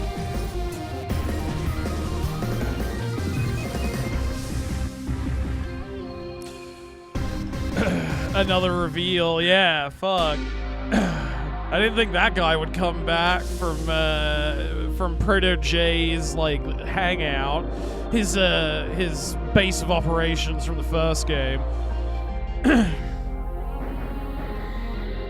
I love it. Yeah, I mean that explains why everything seems so weird in this area.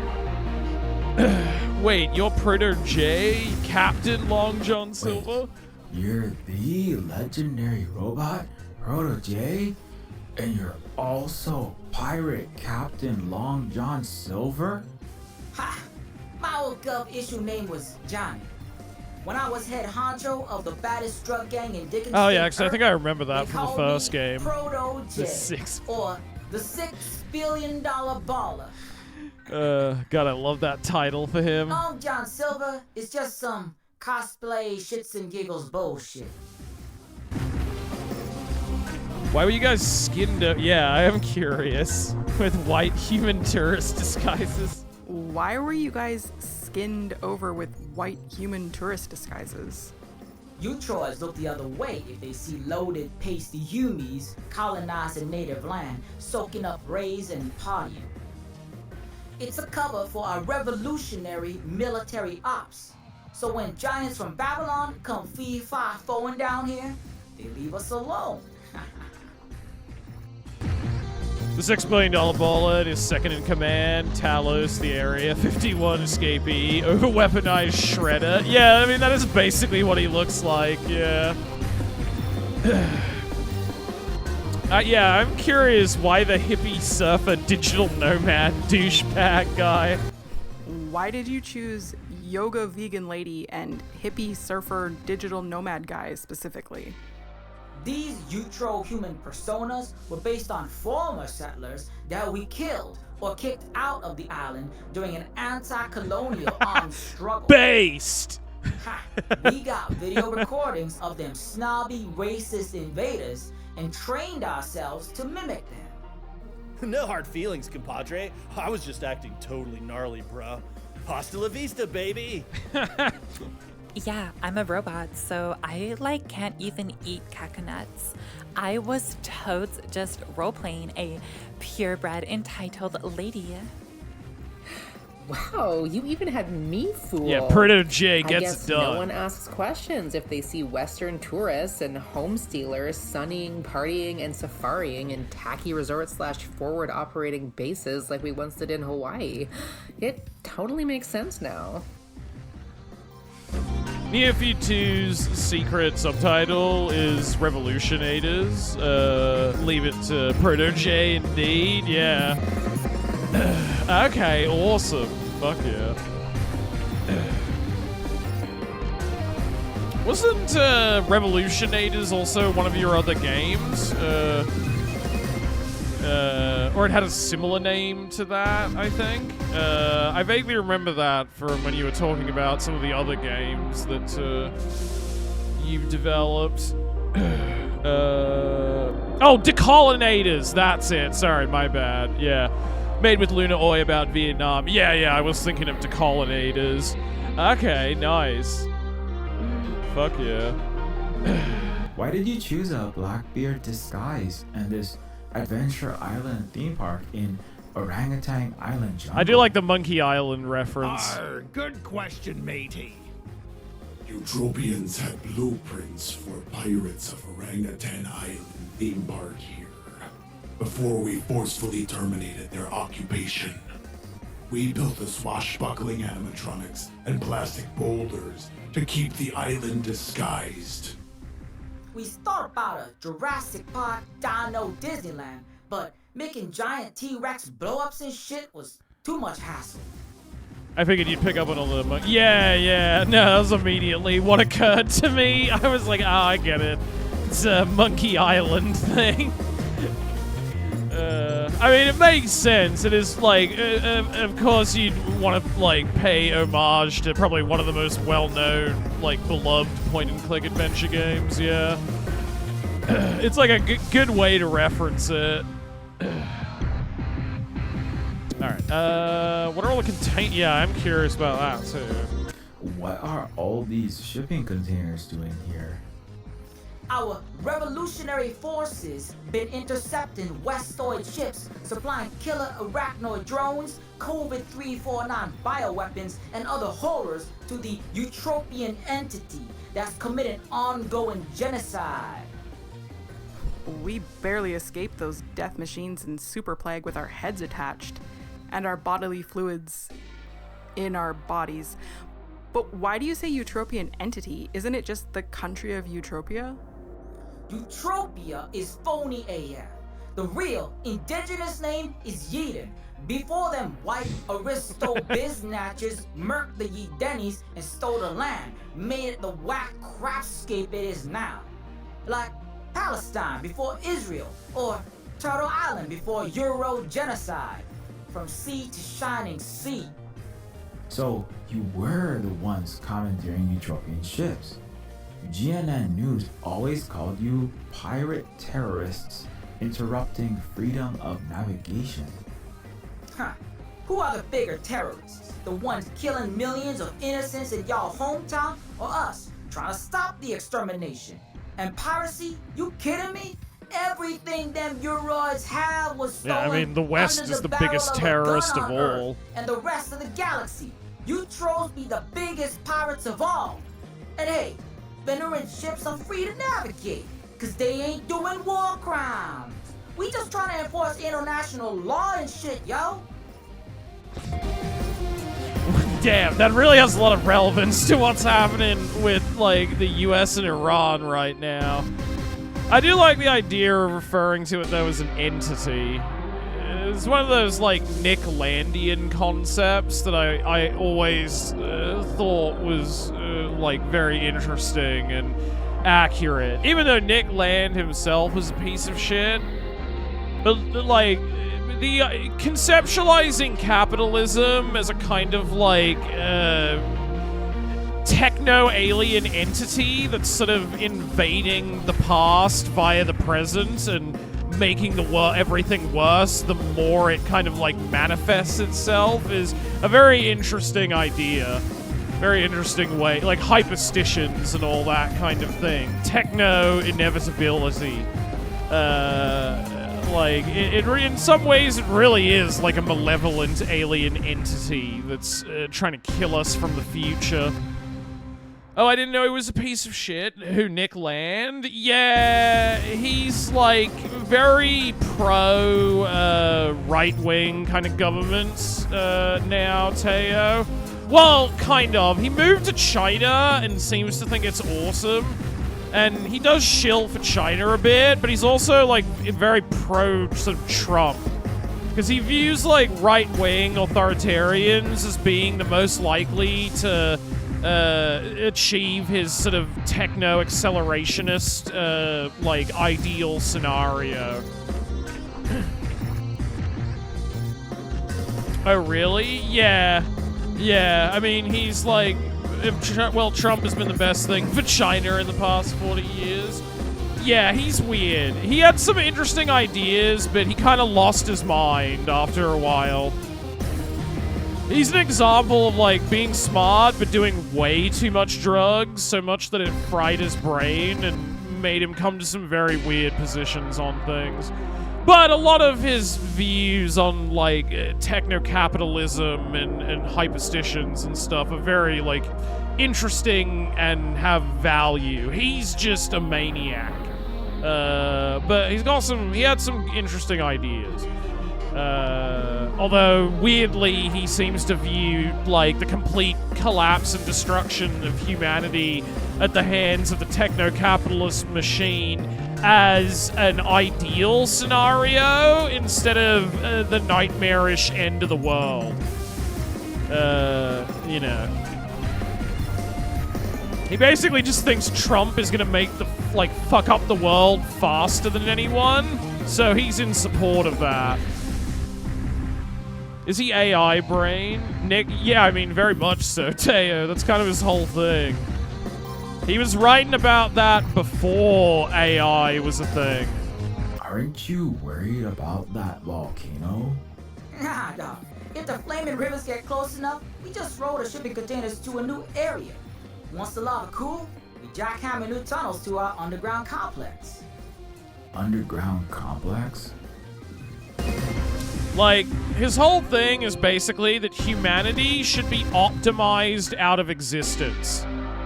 That the irresistible logic of the financial markets dictates that eventually, as techno-capitalism grows and we develop robots and, you know, AI and machines and all that kind of thing. He was writing about this in, like, the late 90s and 2000s and stuff, Teo, but, like, as this happens, like, eventually humanity will become outpaced by machines and then just completely die off. And that's a good thing. We should all get ground up into, like, lubricant for the coming machine intelligence. 'Cause what's so great about humans anyway? You know?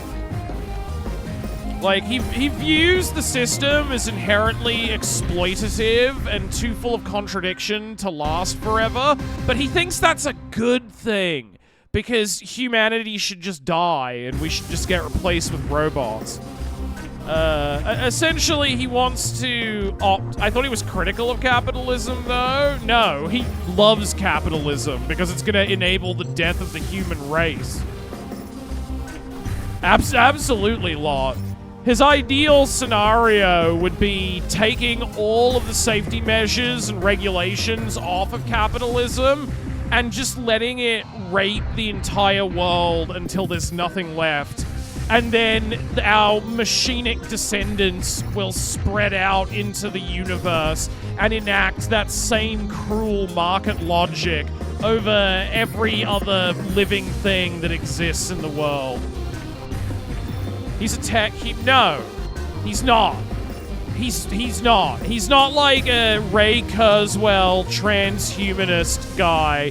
He doesn't think we're gonna merge with the machine and become like transhuman Superman. He thinks the machine is gonna grind us into dust and then use it to power its engine. Like, and he views that as preferable. He doesn't think the human race should continue to live. We should just die out and get replaced by robots because they're more efficient than we are. He's not a tech human evolution guy, quite the opposite.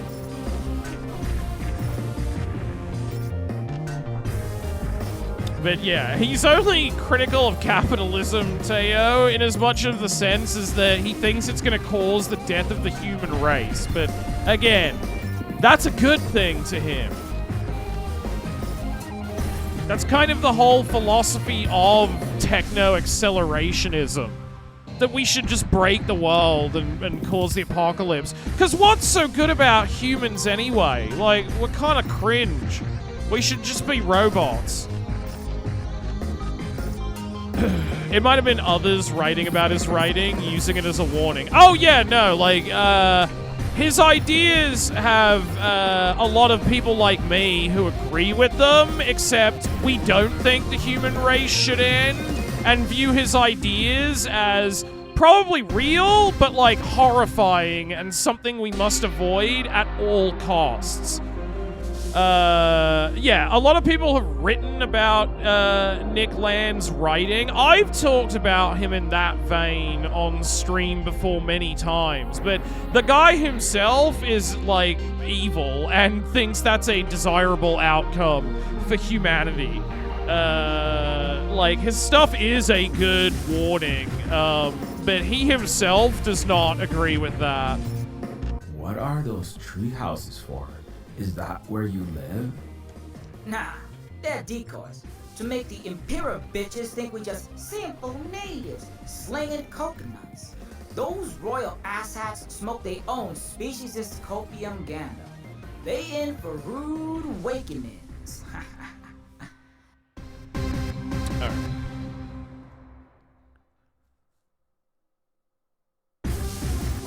Commander, okay. We have an incoming Eutropian ship.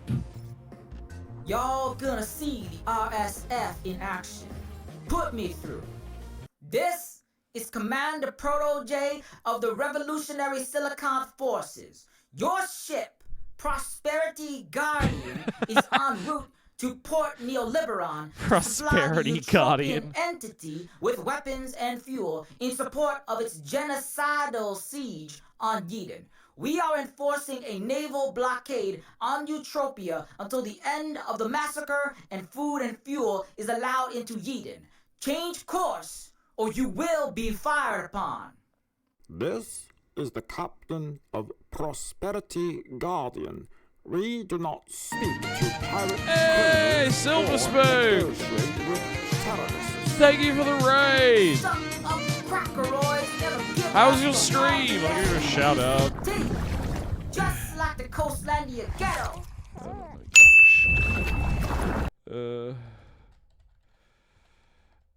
Thank you for the raid, man. I hope you had a good stream. Yeah, we're just in the middle of some more Neofeud 2.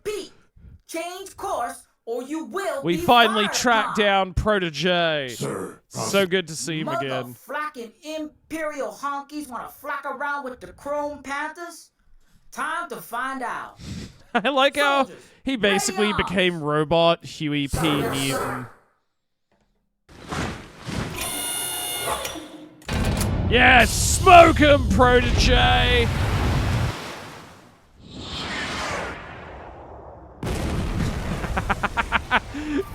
Mayday! Mayday! Prosperity Guardian is under attack. Commander, a Eutropia, Canadia 4, Neo-Tokyo, and Nova Germany coalition armada is converging on our position. Oh, shit. This is Admiral Olympus of Operation Market Freedom. Cease firing on innocent civilian ships or prepare to be annihilated. Bull flocking shot.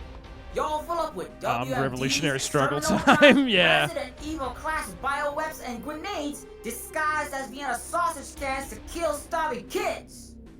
This is your last chance. Cease interrupting legitimate trade, or we will be forced to eliminate your Venusian-backed rebel terrorist group. Good. Bring it, Galactic Satan. Threatening us with war is like threatening the Rusty with free sanding.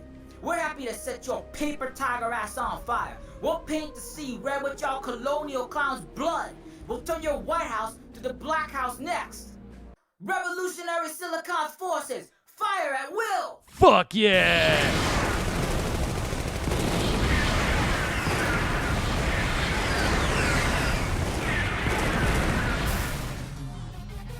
Oh, destroy them! Nice! What are you doing? They're a bunch of rusted tin cans with pea shooters and homemade bottle rockets!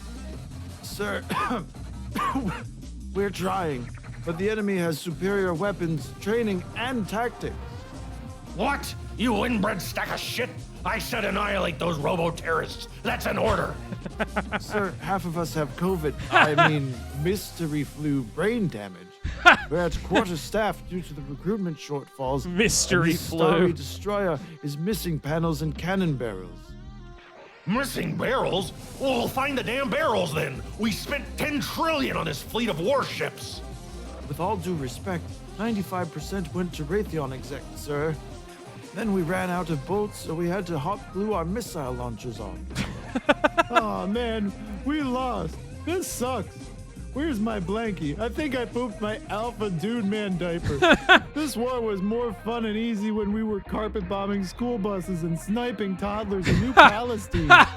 What is your major malfunction, That's privates? surreal. Nixon, damn it, take us Yeah, back not to quite orbit. as fun when it's not unarmed children, is it? Not the alpha dude diaper. Thank you for the follow, Mycelium. All bark, no bite. White Stars think they top dog, blowing up children in hospitals and shit. But they turn tail and run like scared puppies in a fight against the real military. Wow, that was unbelievable. I wish we had you guys inside Utopia. Straight up, young crone. When they tell you be civil, just vote, go through proper channels, you gotta just say no to them opiates of the masses and bring it by any means necessary. Anyways, as you can see, we Chrome Panthers here be strapped and ready for revolutionating. We just hijacked 2 waterships full of weapons, a maltrollium oil tanker, and a sky yacht yesterday, in fact. The Hightowners are trying to barge their loot to the starports for off-worlders, but our naval forces are blockading the arteries. Awesome! The economic losses are going to put a big hole in my family's purse. In fact, the Stratoplex may not have enough fuel to exit this planet's vicinity, according to talk around the gilded water cooler that was leaked to me. Last contact we had, the jailbroken Kongori slaves and liberated Ugorians are also geared up to join our resistance axis as well. Alright, we got a fighting chance to save Utopia. Which is another reason why we're here, Proto. Yeah, we've got to contact our allies. Which is another reason why we're here, Proto. We've got to contact all our allies in the Utopian hemisphere without the Neofeudal rulers finding out, and rally them to a coordinated attack on the Fulcrum itself. And you want to use the ESPN up in my brain box for the broadcasting? Yes, exactly. We need that golden third eye in that head of yours. Wait, what did you just say? Okay. I'm down with Collect calling a worldwide whoop-ass can, then beaming it up like Scotty. But, Houston, we got problems. Namely, I can't mind mail further than I can spit crusty oil loogies. How the flack I gonna reach across continents?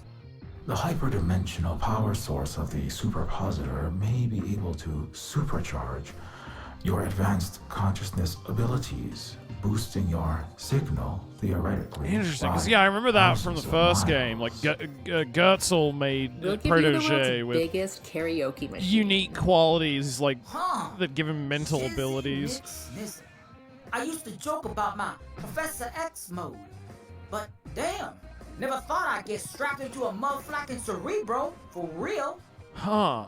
Does Proto-J have some kind of connection to Nostromo then? Because Nostromo also seems to have some kind of strange ability He glows like golden at times in the story when he gets emotional that we still haven't really figured out. I mean, I guess we'll find out soon, but yeah, interesting. Okay. We also need a way to transport our combined forces to the Neofeudal Fulcrum's palace. Secondly, we need a way to transport our combined forces to the Neofeudal's Fulcrum Palace in geosynchronous orbit. Sorry, Your Glanfulness.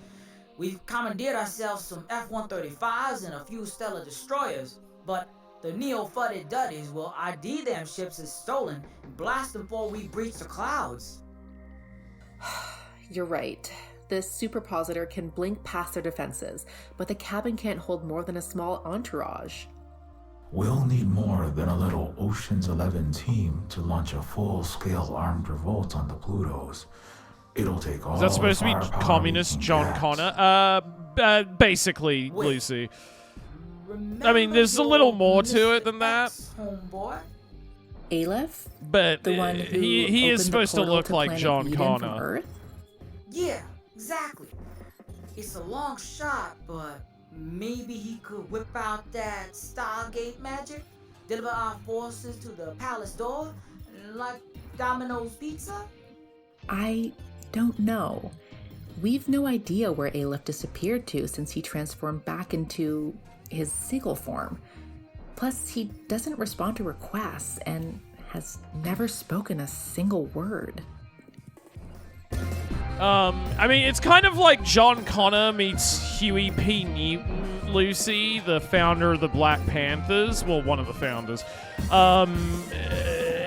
His character is he's meant to like visually resemble John Connor though. He's from the first game. He was one of the three main characters. Proto-J, the $6 billion baller. A disadvantaged youth robot that the protagonist, Carl Carbon, was like trying to help, who's also key to a vast cyberpunk conspiracy involving reality-changing machines and time travel and stuff. But yeah, for the Cliff Notes version is that he's basically communist Huey P. Newton John Connor, essentially. He's the chosen one. Amazing. Oh yeah, the characters in this game, in this and Neofeud 1, are so good. I love Proto-J. He's like the black John Connor son I never had. I love that kid. Alright. Yeah, I mean, true, we tracked down Carl Carbon and he's Unk now. He's jaded and old and he's given up on the revolution. I'm so sad about that. I guess, though, like, that does happen to revolutionaries sometimes. They just are too traumatized and they've lost too much over the years, so they give up. But still, very sad to see. Alright. Even if we could find our mysterious friend, how do we know he'd help us? I don't know. I just got a feeling. You know what I'm saying? That Mysterio be rolling AF at one scary motherfucker, but I always sense he's like on our side, rooting for us or something. Yeah. Plus, I got us a lead. I seen Aleph's graffiti mocking thingy next to the brown bag vodka bottles and unused Bowflex in Carl Carbon's man cave. Last time I seen him. I did wonder what Aleph's deal was, because we Well, never it's found that a out in Hail the Mary first of a game. plan, but it just might work. Proto-J and Neofeud was hilarious. I feel like that was what I was thinking, Teo, was like, I bet some out of, like, on YouTube Shorts or TikTok or something, some out of context clips of Proto-J saying stuff could potentially go super viral. Because, like, they're really funny. Proto-J, yeah, was that's part of why I grew to love that character, was he was so fucking funny in Neofeud 1. He's, like, by far the funniest character. I mean, I love Carl Carbon and Sybil Clinton Bush as well, but Proto-J is fucking hilarious. Wait, you have mental abilities? Hells yeah, young Chrome. I hear tell you might be vibing on my wavelength too, huh? Maybe. I don't know. I always just assumed I was a defective product with all kinds of bad wiring, prone to hurting those around me, or worse, designed for wrongdoing. Don't never let no one tell you who you is and who you ain't. You hear me? Who snap your Lego together, how you was assemblated, don't determine jack about who you is inside. Look at me, all on my Mr. T soapbox, speechifying and shit. Reminds me of how Carl used to. Reminds you of what? I miss old Carl too. Nothing. You may be my brother from another mother, or maybe I'm your dad from another lab. Either way, I'm gonna be there for That's a good one. You will? Yeah, no doubt. But we got a World War III to fight, so let's hit pause for now. Right. Okay, let's get moving. Showing up after you.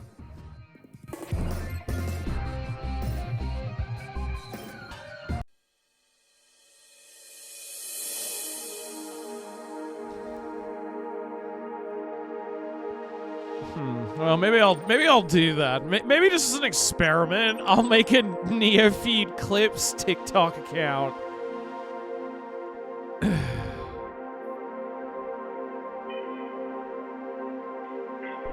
Oh wait, I'm in control of this scene. Okay. I thought like because of the animation there, like I thought Sybil was gonna start talking in a minute.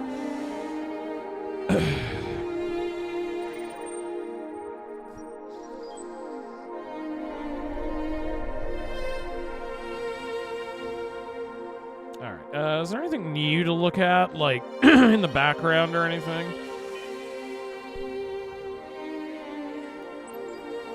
No, that was just the same flavor text as last time. Alright, well, let's just look at everyone and see what extra flavor text we can get.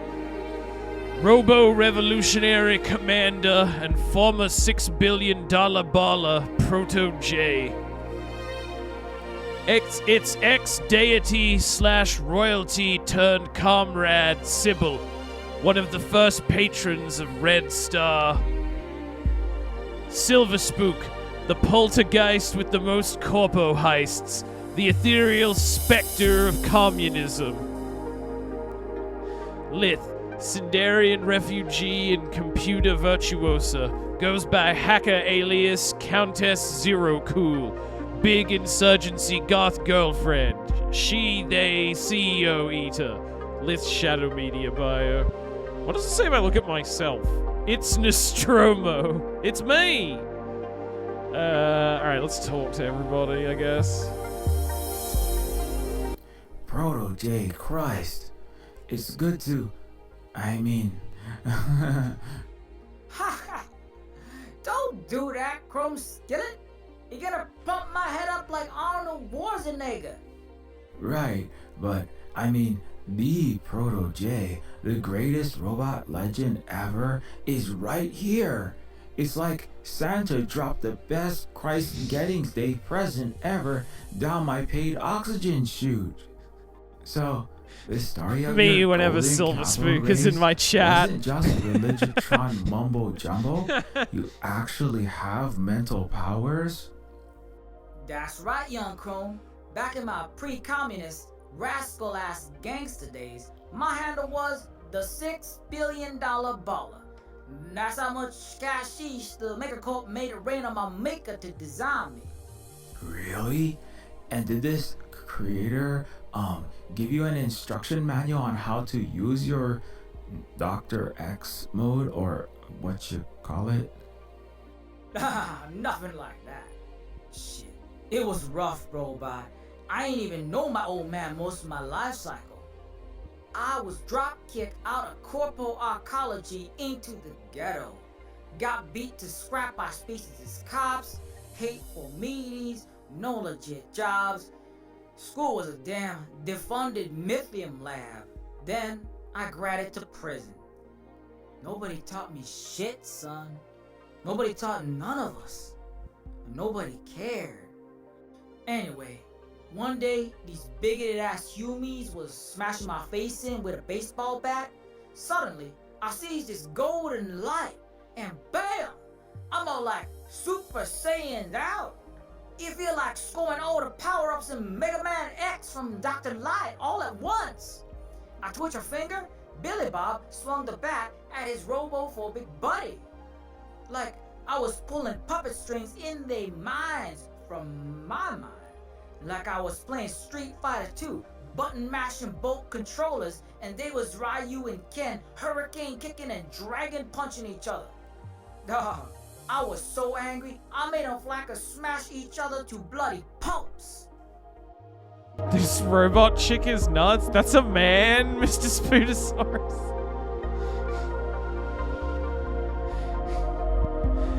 Proto-J is the best. So you discovered you had powers during... Yeah, interesting. So you discovered you had mental powers like mind control when you were under extreme stress? Straight up, young crow. And this golden light. So misgendered the robot. I mean, it's fine, Spooter. It's a fictional character. Yo, I'll show you right now. It is very... Proto-J is very clearly drawn to resemble John Connor from Terminator, though, Spooter. Okay, this gonna feel a little freaky. You know Terminator 2? The kid protagonist? Edward Furlong?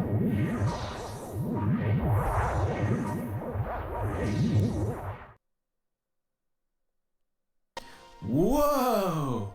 That was a weird out-of-body or two people in body experience. Kind of tingly. I imagine that would feel weird, yeah. That's what they say.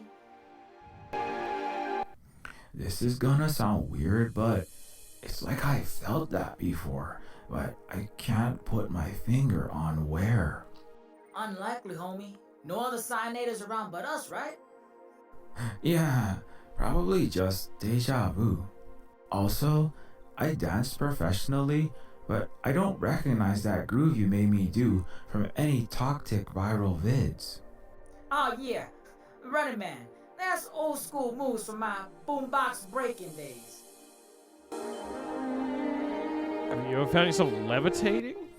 Have you ever found yourself, levitating, like hovering off the ground when this happens? Hells yeah, bro. When I go DEFCON 5 Supersonic, I will definitely be walking on air at times. I mean, space jamming like Zakiel O'Steele in the RNBA. I once slam dunk on my Chewbacca-sized homeboy Talos like Michael Jordan slamming on Magic. That ginormous bot with the arm cannon that was disguised as a pirate, that was the Talos? Yeah, that's my boy. Oh, God. Do you know if there are others with these abilities? Do you know if there are others with these abilities? Nah, just me. And now, maybe you? What I got, you can't get it, put it in you. It ain't a mod you can pick up on Yeebase. So, I've had moments where I black out and bystanders reported bright yellow lights, electronic devices going haywire, earthquakes, paranormal activity. I just chalked it up to my broken Galaxy Brain 6 and freak coincidences. Maybe power surges causing my cranial LEDs to overload, but maybe it's something else? Huh. Well, My creator was Noah Gertzel, this uber scientist of Earth. But he's long dead. Yeah. I saw it with my own two eye cams. Very emotional scene. I just discovered I was designed, apparently, by Admiral Olympus, that horrible utopian general. Damn! For real, dog? That's gotta be a mind flack. Getting blindsided with some Darth Vader daddy lord drop like that. Yeah, he called me his son. Like I was his little I still don't know what he pet means by project, that. A top secret experiment. He talked about me like I was a walking destruct star or something. You don't think I'm a sleeper agent? Like someone's playing a long game using me even now? Maybe I shouldn't be here. I gotta be 100 with you, Stromes. I heard a rumor the looters in the sky with diamonds was blue skying a plan to reboot the Golem project, the one made me. So, in all honesty... Ooh, okay, maybe I'm that's sure. why. But, I stand by my Morpheus speechification earlier. I believe you choose who you are in the end. And from what your girl and her ex-royal Banus said, you've been proving you ain't Darkseid. Maybe he really is the robot messiah. That's what I've been wondering. Because they never were able to find the god machine messiah. Maybe it's Nostromo.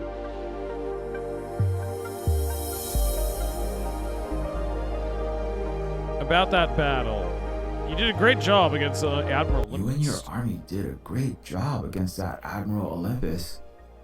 Admiral Olympus, sure. That bonky honky launched a fleet of Star Screamers, Serpent Ships, Panther tanks at us last week too. Lost a shit ton of good crewms to that bastard, but our revolutionary forces beat their ass back with missiles, drones, guerrilla mojo. Like I said, cowardly lion-ass paper tiger mofos only good for bombing cities. Shit, the Athnali native brigades, they eat and breed lava and shit. Roasted them Utro war pigs like bacon, ha.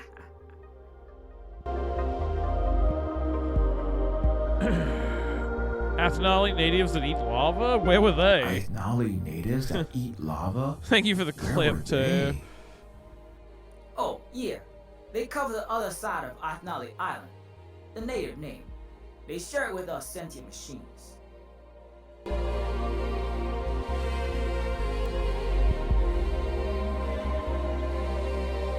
There's indigenous people on the island? There's an indigenous people living on the island?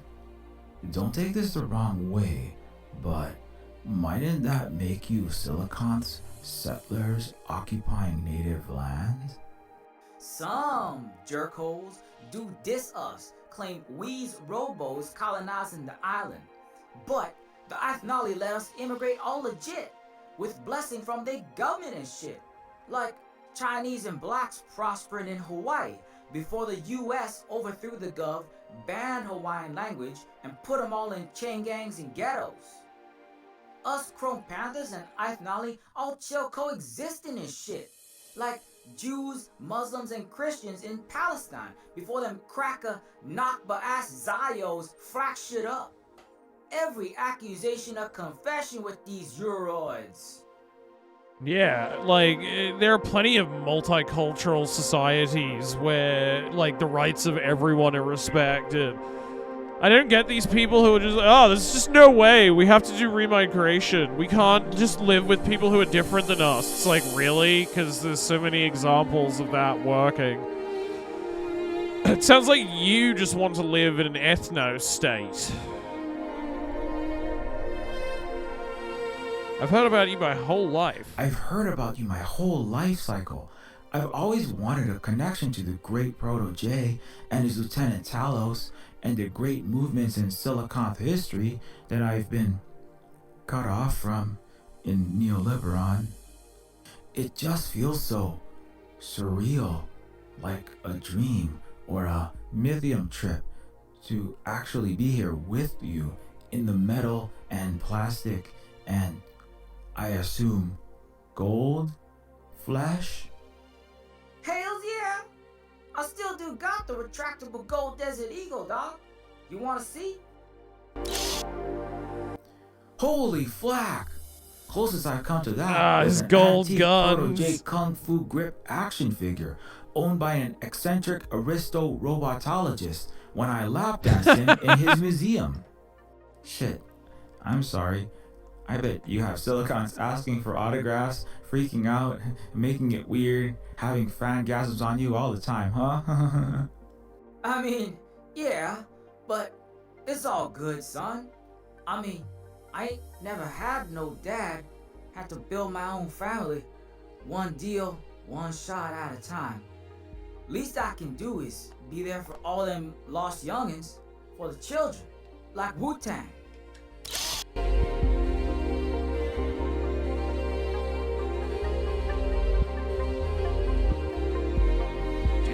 Yeah, can you help train us? Will you be my Jedi Master, Proto-J?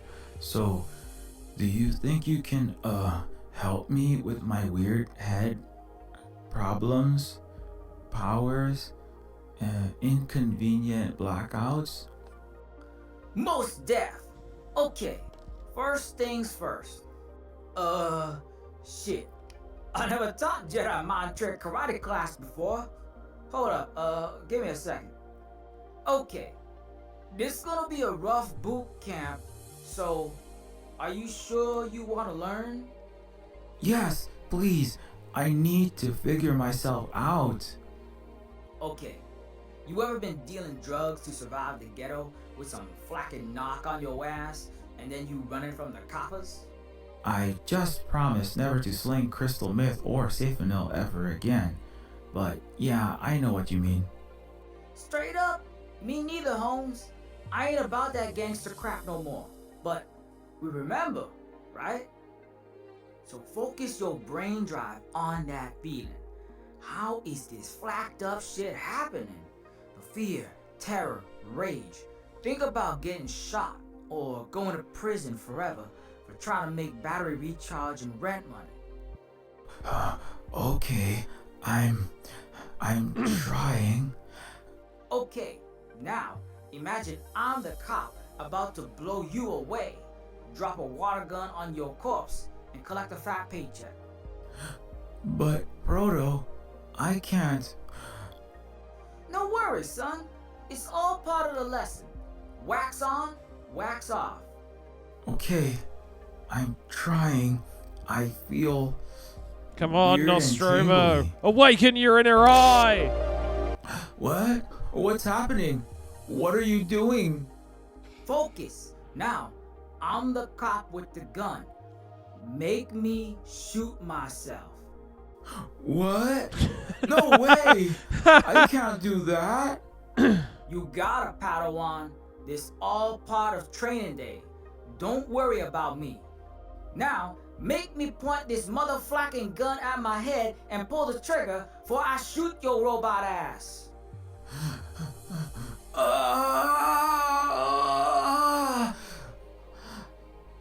It's no use. I can't do it. You gotta do it. You got no choice. Move this hand or you dead, Chrome boy.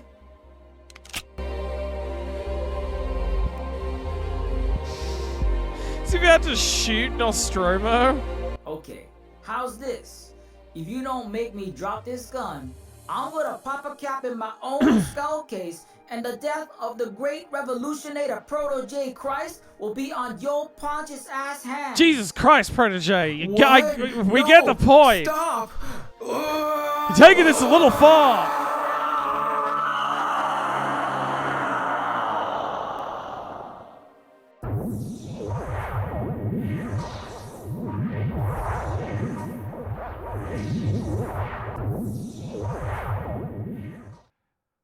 Oh no. What have I done? Proto, are you okay? Yeah, I'm all G. No sweat. My head just doing some pinball machine shit. Hold up a sec.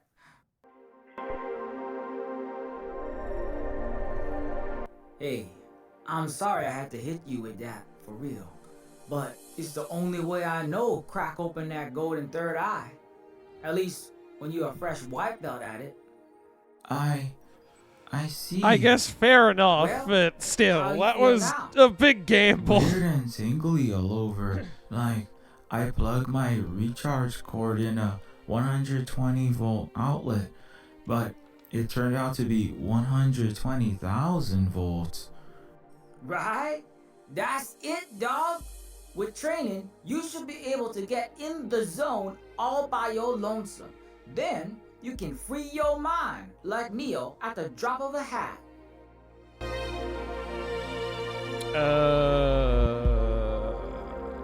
Neo? You mean the V-pop star? Neo? You mean the V-pop star? What? Oh, shiznit. I forgot I'm an old-ass earthling slumdog. Later on, we gotta binge us some Matrix when this shit over. Okay, next, let's work on mind reading. What number am I thinking of? 7? Nope. 731? I thinks about that number sometimes, but nope. You are Boobs. thinking of 80085. Yes! Although, technically, that spells boobs. What? Why would you think of that? Hey, when I was a shorty, I used to smoke, though I got no lungs to get a buzz. Why I did that, huh? What? Man, they never talk about Proto-J. I being love funny you, as Proto-J. Okay. Now, you think of a number. fuck. Okay, I'm thinking of one. Dog, you just said the number 1 out loud. Come on, yo. No, I mean, okay, I've got a number. 1024. Weirdly specific number, bro bot. What's that about? Liv likes to recite powers of 2 while cleaning my ports. It just popped in there. Oh, yeah. I guess it, dog. You know, I used to be such a simple-ass hound dog player with the hots for Princess Sybil. What? I definitely didn't imagine that. Yeah. Well, you have to play Neofeud 1 then, Nostromo. Alright, let's talk to Silver Spook and Lith and see if they have anything interesting to say. Oh. Okay, plug the ice cutter into the D-Res downloader.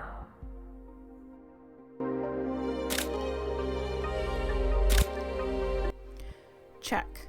D-Res is in place.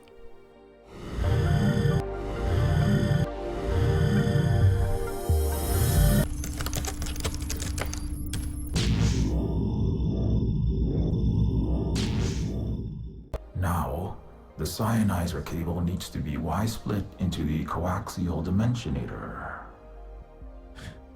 I love the techno babble.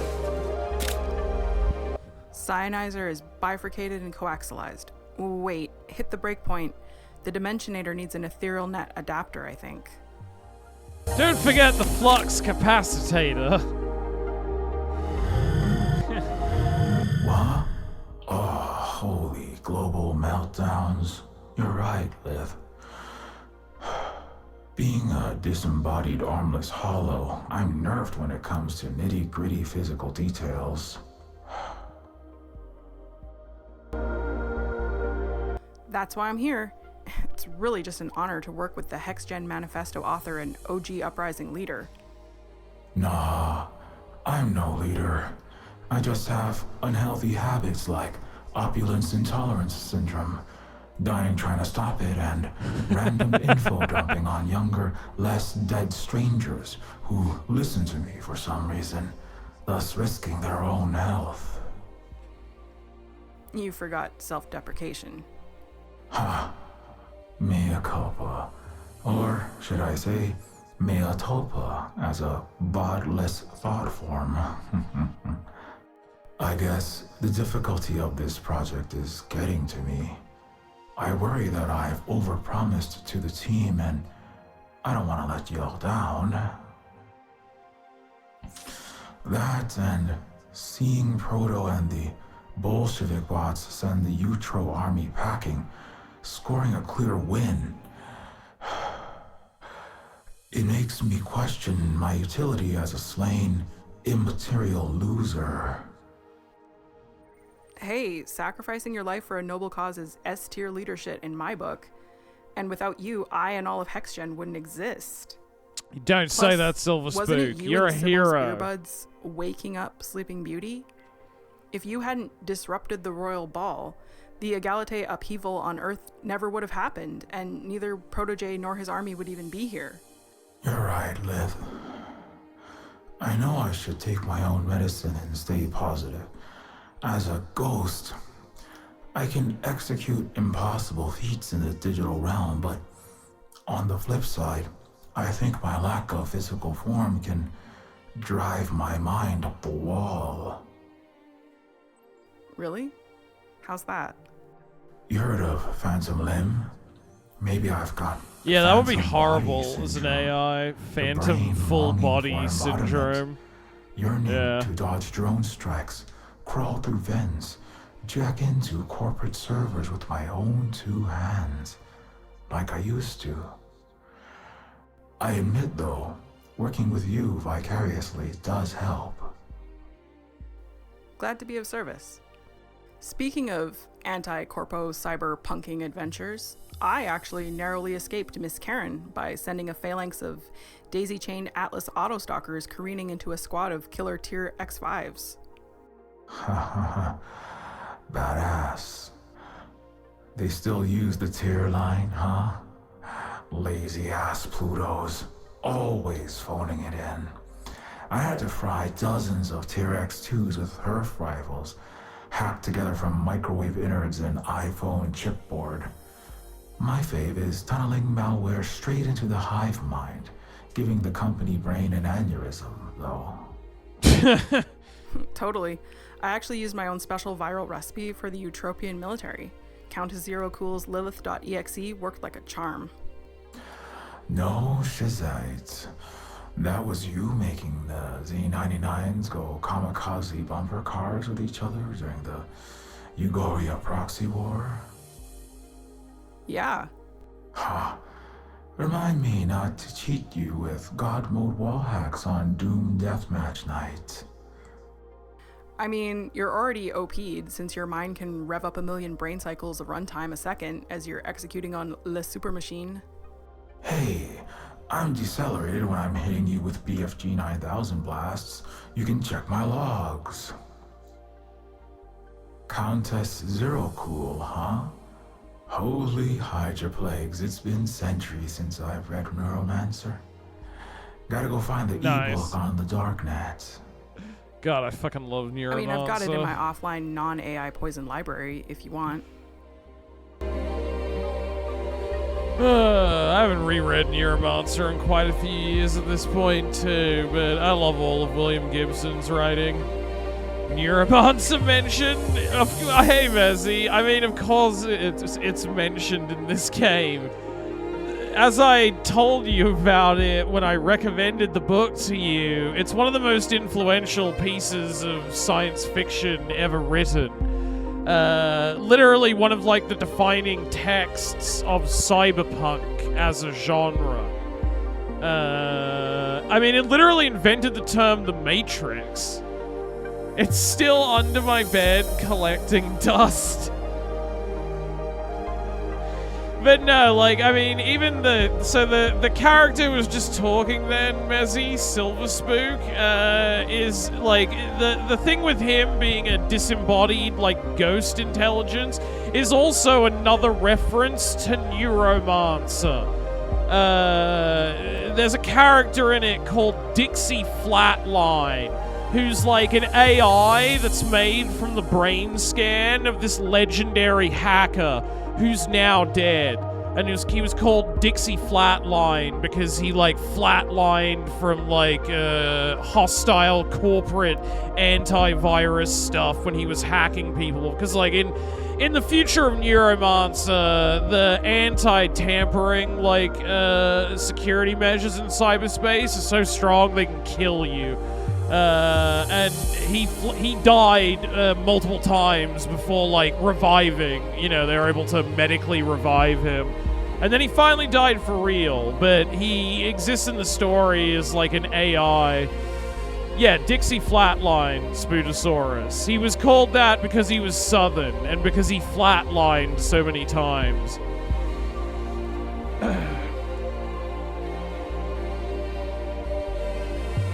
Oh, interesting. Yeah, Neuromancer has a really cool story, and it's kind of the archetypal cyberpunk story.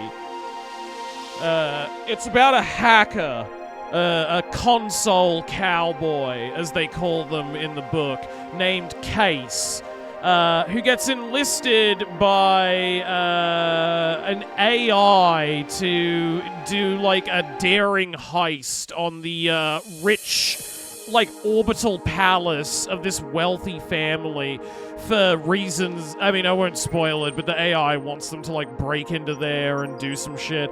So they have to team up with a very interesting collection of characters. Like, Case is recruited by a man named Armitage, and also Molly Millions, who's like a cybernetically enhanced female kind of assassin slash bodyguard slash combat specialist. Aside from like cybernetic implants making her super fast and strong, she also has retractable like razor blades underneath her fingernails that she can use to like fuck people up. And she's had like sunglass lenses surgically implanted over her eyes. She's very distinctive looking. And they also enlist, the AI personality model of Dixie Flatline, who was Case's mentor, who they have to like break out from a corporation first.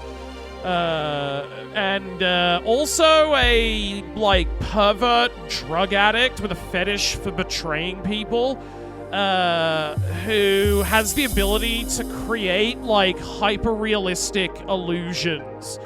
If I remember correctly, he actually has some really exotic cybernetic implant in him that basically allows him to create like light illusions that are so real they're indistinguishable from reality. He can like just literally control your perception.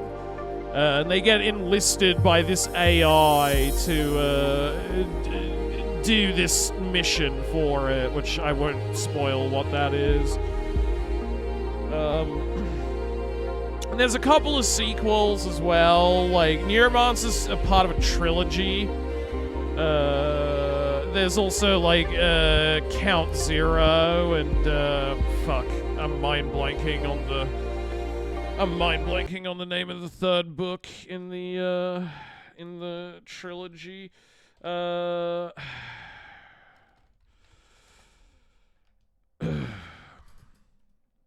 Mona Lisa Overdrive. That's it. Mona Lisa Overdrive. I remember trying to read it and struggling. I really thought that William Gibson's prose style would be more accessible to you. Fuck, maybe we'll have to go back to the drawing board on that. But yeah, like the Sprawl trilogy, which is those 3 novels, and also a bunch of short stories that are set in the same universe, like Burning Chrome. Burning Chrome is an amazing short story, but also Johnny Mnemonic, which you may be familiar with because it was turned into a movie starring Keanu Reeves. That's also like a super famous cyberpunk work of art. Back to Dr. Seuss. I don't know about that much. I'm just trying to think what would be something that's like written in a more like accessible way for you. That movie, I know it. You should watch it. It's great. It's fucking, apparently the Japanese cut is on YouTube. But, well, I mean, it's not the best movie. It kind of has a bit of a so bad it's good quality to it, I would say. But it's cool. It's like a super, like, you know, cyberpunk sort of style of thing. I like it. Wait, did you watch The Matrix when it first came out? Yeah, of course. In cinema? No, because I think I was 9 when the first movie came out. I did watch both of the sequels in the cinema, though. I did watch both of the sequels when they came out, but no, I watched The Matrix at home. Morning. This is your wake-up call. Oh, I mean, I wouldn't have even been allowed to see it. Like, it wasn't the first movie R. The year is 2021. It is no longer safe to transmit information. Phones, computers, and satellites are all vulnerable, but there is a solution. Your storage capacity? I can carry nearly 80 gigs of data in my head. Input the data. It's a great idea. It's actually one that Haruki Murakami used in one of his novels too, Hard-Boiled Wonderland and the End of the World. The idea that in a future dominated by like corpo espionage, where companies will, you know, do anything to steal secrets from each other, up to and including murdering people, maybe the safest way to transfer like sensitive data and information is just to turn human beings into basically a USB stick. Into the brain of a human courier, like Johnny Mnemonic. Hit me.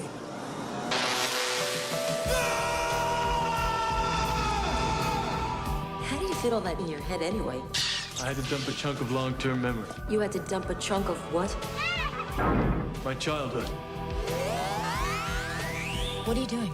Making a long-distance phone call.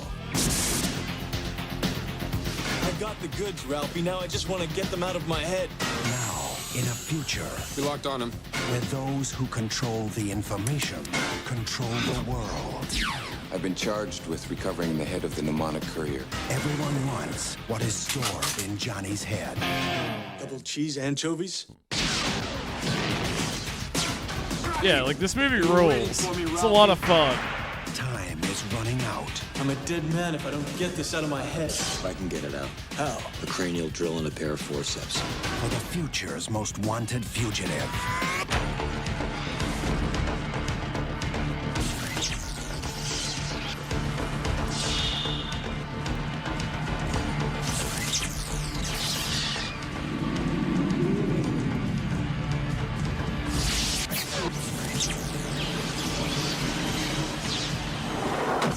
Keanu Reeves.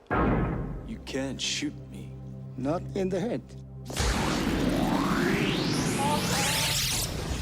Johnny Mnemonic. The electric sound, yeah.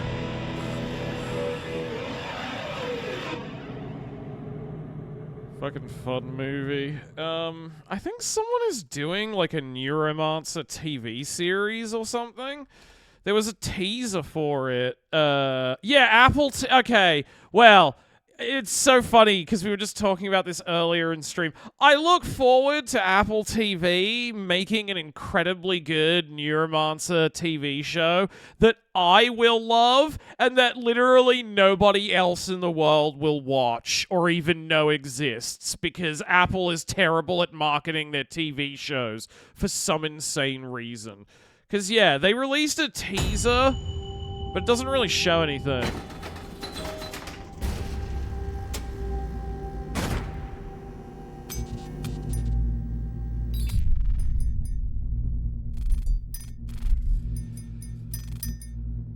Yeah, I don't know. I thought that I think William Gibson's writing style is incredibly accessible. Like, there's not a terribly large amount of abstraction in it. What exactly was losing you on it, Mazzy?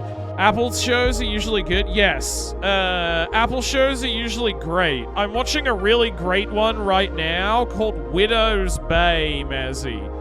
It's basically like, if, like, Nathan Fielder made a horror movie or something. It's about, like, this sleepy New England town on this island where, like, what Apple TV shows do you like that no one knows about? Fucking shitload. Yeah, for start, Widow's Bay, which is one that's currently airing. That's, like, super funny. Hold on, let me just see what else they've done, because there's so many of them that, like, are really good that I kind of forget which ones are which. Oh yeah, so I mean, obviously they made Severance, but everybody knows about Severance. Slow Horses is fucking awesome. It's this British spy thriller about, like, shitty spies who suck at their job. It's hilarious and super awesome. It has Gary Oldman in it. It's been running for 5 seasons. It's great. Definitely worth watching if you like something spy related. That show is great. Nobody's ever fucking heard of it. They did a really fucking weird detective show called Sugar with Colin Farrell. Which is honestly very weirdly structured, because the main reason why you would watch this show, is because of they don't reveal the full premise of the show, until the second last episode of season 1. Oh, they just dropped a trailer for season 2. Fuck yeah. I mean, here, I'm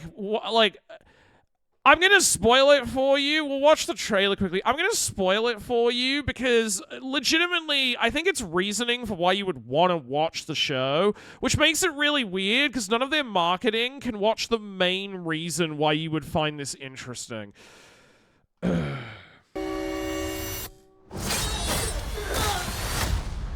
Good and bad can be in the one thing only. You find the missing. His granddaughter. She's missing. Sugar, I don't like this case for you. And I begin to pray. Who are you, buddy? Are you following me, John Sugar? I need your help. There's more to you than meets the eye. Is there? You have secrets. Not now. I can't stop. She's out there somewhere. These people, they're lying. I just can't figure out why. You're wasting your time and my father's money. That's someone I wasn't supposed to find. That's someone you're protecting. I need you to stop looking. Who's they? There's someone keeping an eye on me. She was really scared. Scared of what?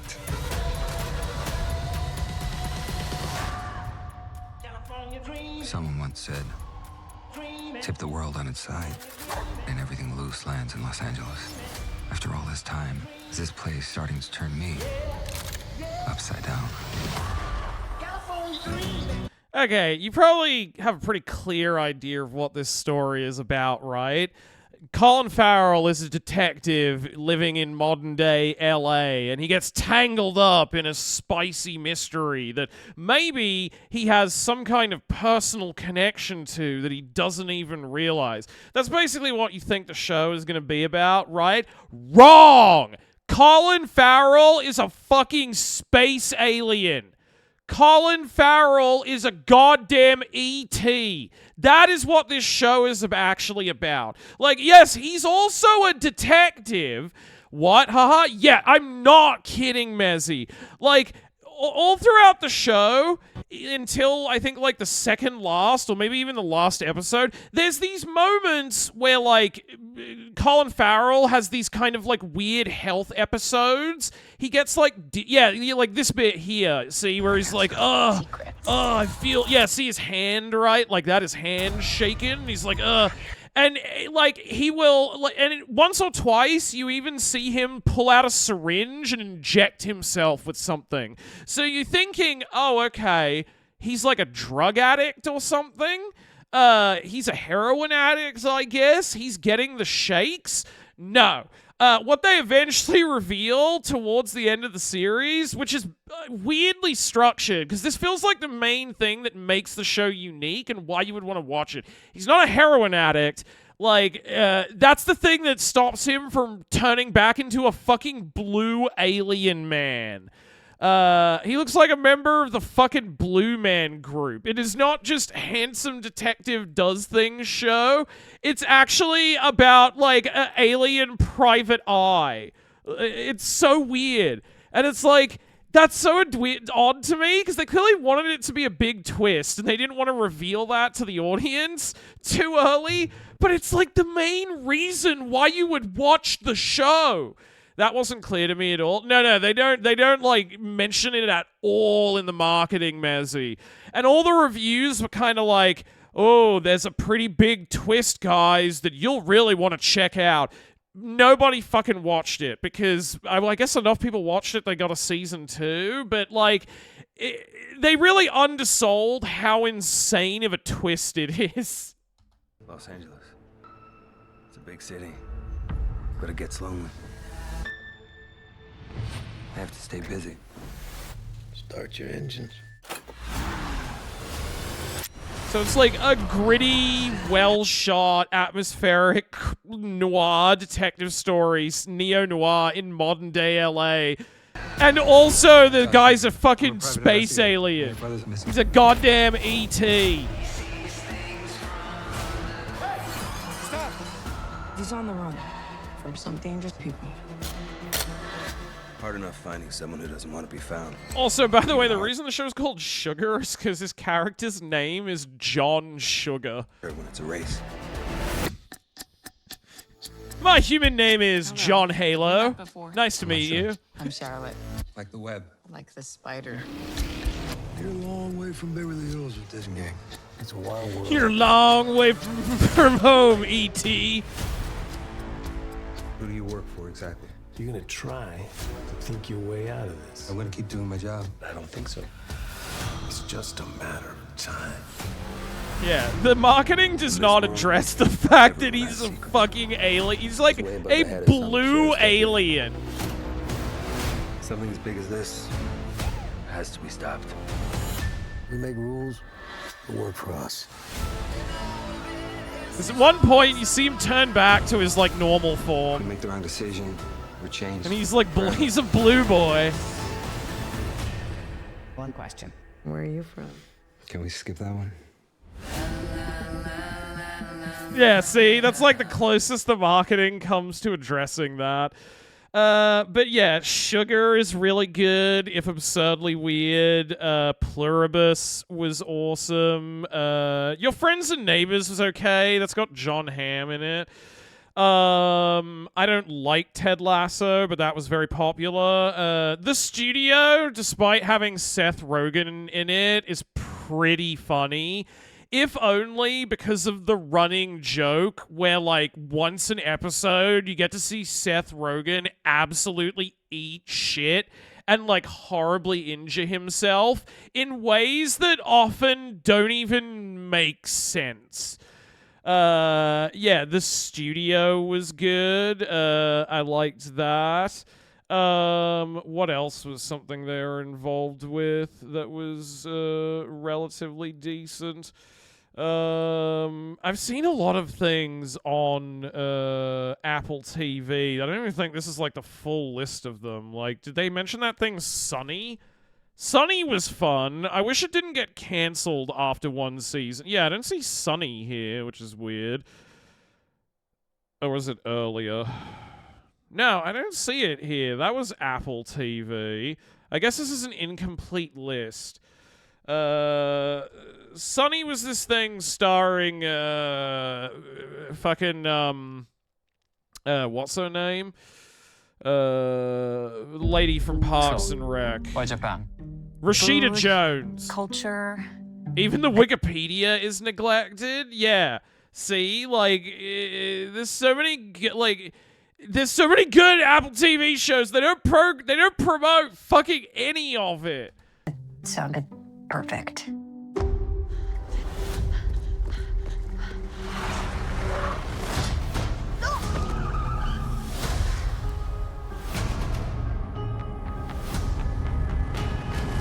Mrs. Sakamoto, I'm afraid I have bad news. My family was in a plane crash. Things have been, weird. Can I help you? I have a gift. Hajimemashite, Suzy-san. I'm Sunny. Bring it in. Okay. Sorry your husband and child exploded in a plane crash. We got you a robot. Robots can be of great comfort. I don't want a robot. I hate robots. Sunny was created by your husband. I'm confused. Masa works in refrigerators. You are also Laugh Riot. What are you hiding from me? How much does Masa talk to you about what he does at Ematech? Maybe I could help figure this out. Did you really know my husband? I don't know. My first memory is meeting you. I heard about this, guide that helps you break into home bots. Suzy-san, do you want something from you? 私はあの人の仕事を尊敬してたから。 But yeah, this is a really cool show. Right? Does it seem normal? Got cancelled Sunny? after one You season, okay? sadly. Again, because see, Suzy. nobody knows about Apple TV shows. I was programmed for you. I'm gonna find out what happened to my family. I know about trying to fight pain and mess. But do we have to do it alone?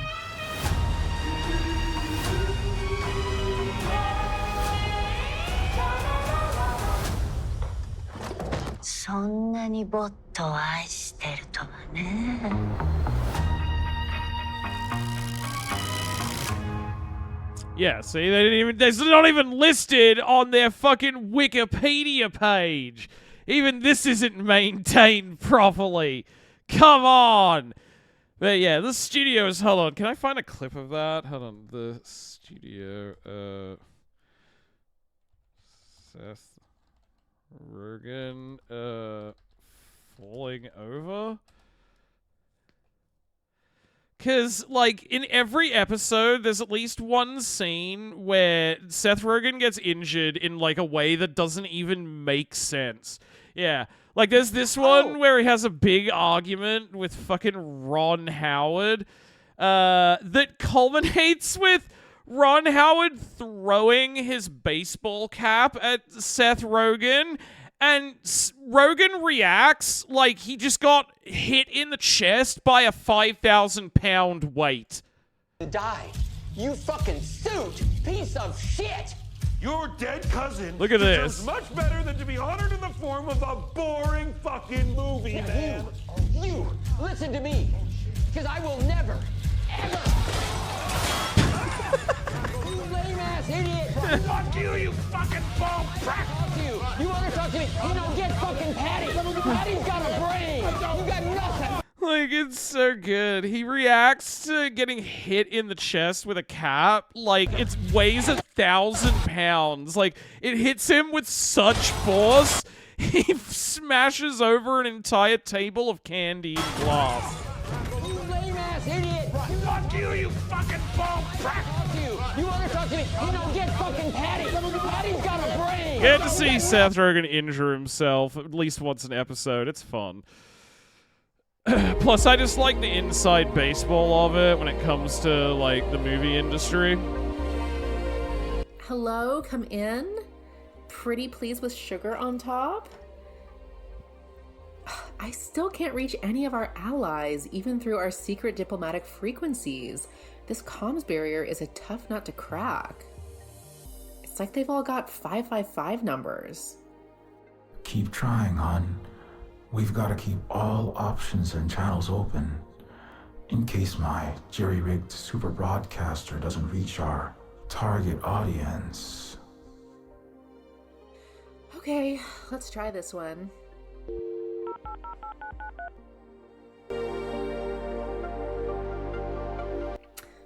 Drat, come on. Sometimes I wish I had cosmic goddess powers again. Okay, Egalite Co-op. Okay, team. Are we ready to go? Let's pump up the jam. It's showtime. Hell yeah. Let's hack time and space. Don't forget your red pills.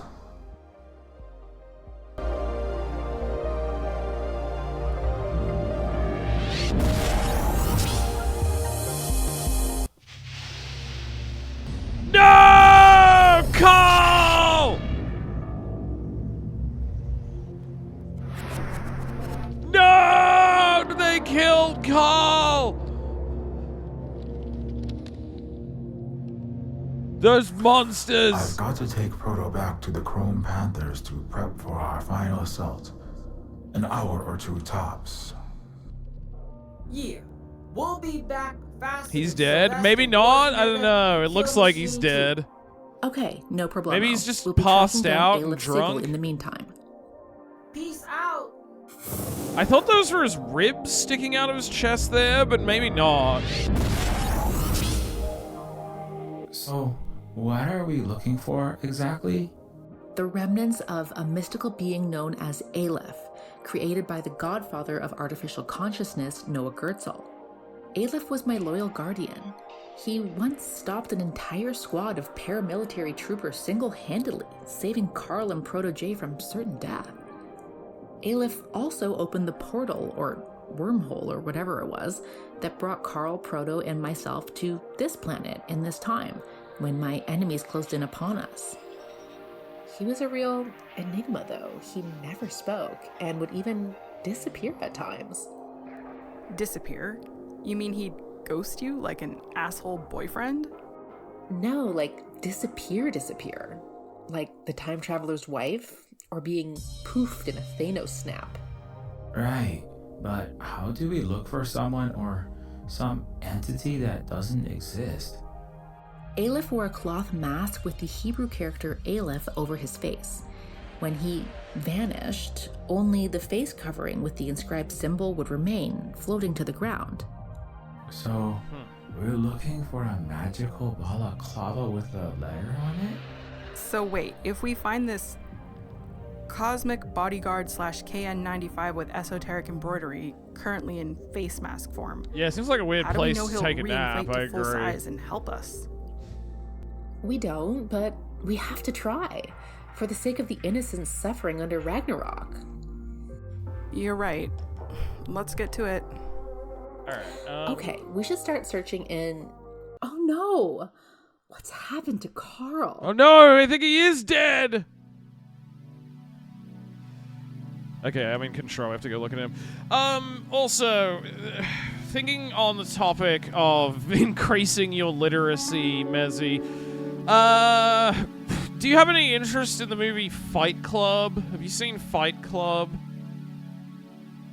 Would you be interested in reading anything from the author whose, novel that movie is based on? Because I would describe Chuck Palahniuk, that's his name, Chuck Palahniuk. I would describe his novels as incredibly easy to read. You could probably read one in an afternoon. If you're a slow reader, it might take you a bit longer. I could read one in an afternoon. He writes in a very minimalist style that isn't really bogged down in a ton of description, which might make it easier for you to not feel so overwhelmed. I think the world of Neuromancer is so interesting right away that I assumed that would rope you in, but Maybe you're just overwhelmed with all the description and everything. But yeah, I wouldn't recommend reading Fight Club. I mean, you can if you want to, I suppose. But I would also describe it as the kind of worst of his early novels. That was partly because his writing style wasn't quite as developed then. Some of his stuff that he did directly after that is way better, and I think would be like a good introduction to reading. I mean, these aren't literary, these are more transgressive fiction, but they're a lot of fun, and they're fucked up and weird. And like that the dark, like, you know, uncomfortable subject matter that's treated in a humorous kind of way might be something that makes you interested to keep reading it. Like, I would say read Survivor, Invisible Monsters, Choke, or Lullaby to start with, since they're all pretty easy.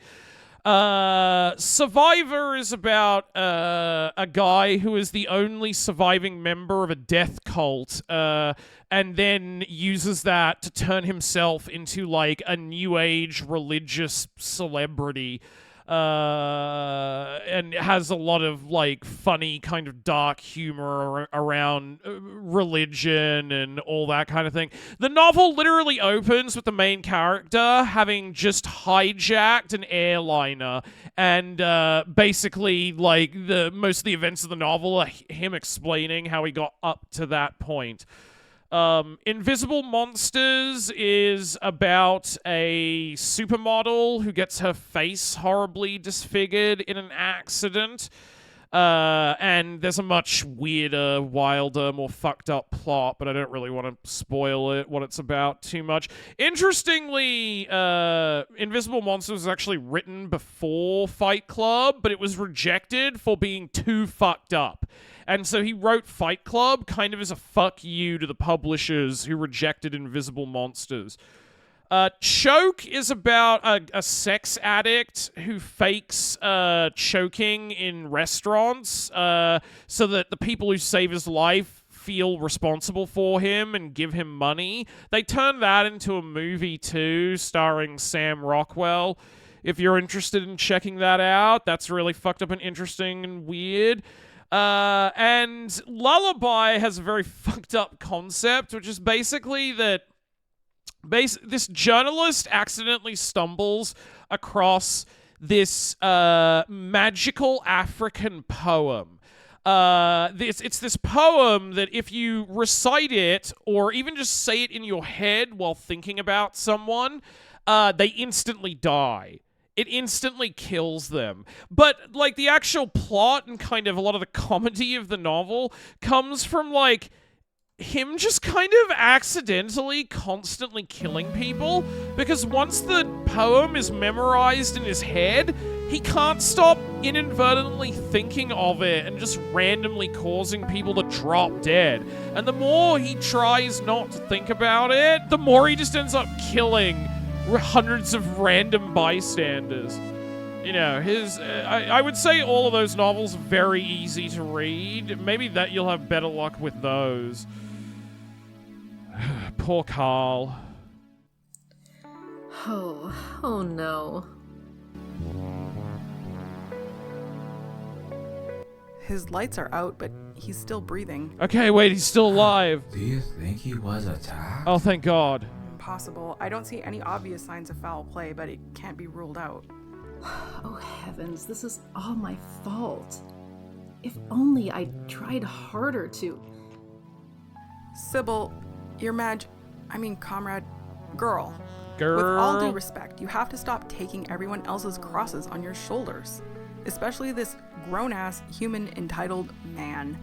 He probably just drank himself comatose, and that was his own... It's not his fault, he's an unk now. He feels betrayed by the revolution.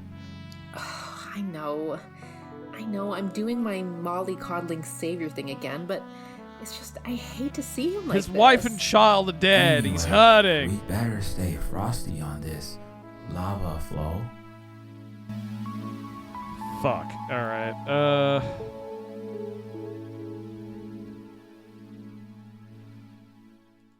this? Photo?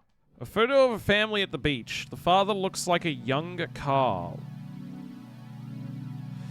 A liquor bottle. Maybe Carl drank himself unconscious. He's certainly not beating the brooding alcoholic allegations anytime soon. What is that grocery bag made of? It's paper. In America, it was once illegal to carry open containers of alcohol. How old is Carl now? People would drink from the I'm bottles. not sure because how much time travel is involved in this series, botched. Something tethering Carl to Earth. Huh. Utopia has nothing like that. They encourage everyone to drink, shoot up, be unmasked everywhere as much as possible. Do fentanyl in church. Yes, my home planet's Westy countries gave up on public health towards the end also. Do it in the maternity ward, too.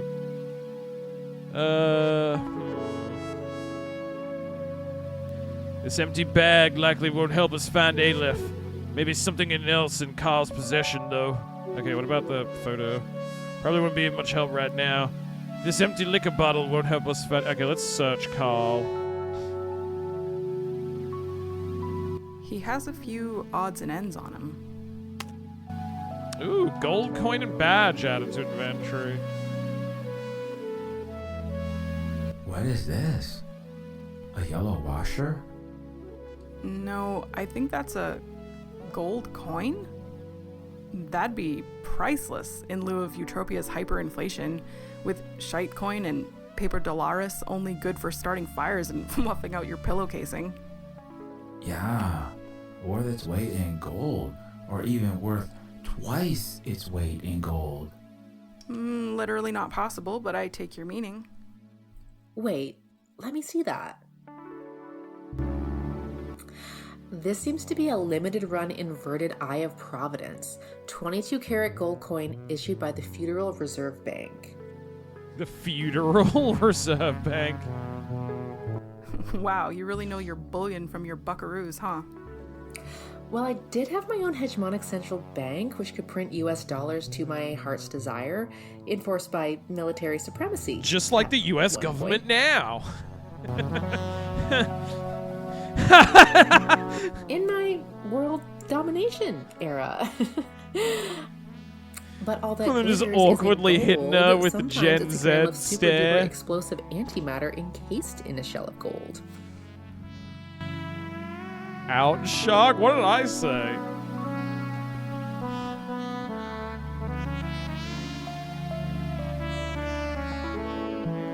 Are you telling me that sparkly yellow beauty sponge looking thing is actually a nuclear strength bomb?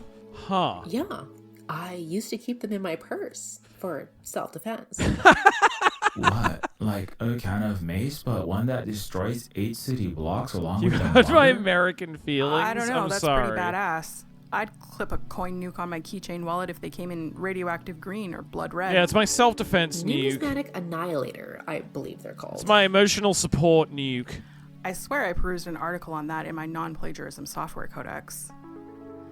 A layer of tungsten separating antihydrogen from hydrogen.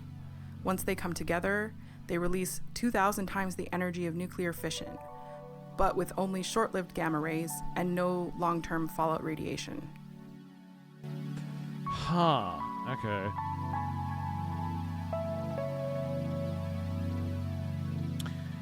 A golden badge. In Sybil we trust. OMG. This was the original badge I had printed for my equality and justice enforcers, whose job it was to police the rich Neofeudal elites. Carl was the lead wealth repossessor and corporation taxer, backed by my omnipotence. Based. This is like a cross between Murica's Lady Liberty, that sun-king absolute monarch of New France, and a literal goddess. I mean, Sybil, didn't you realize people would get frustrated with that level of self-importance? It was super cringe of me, I know. I'm sorry I tried to be a god king.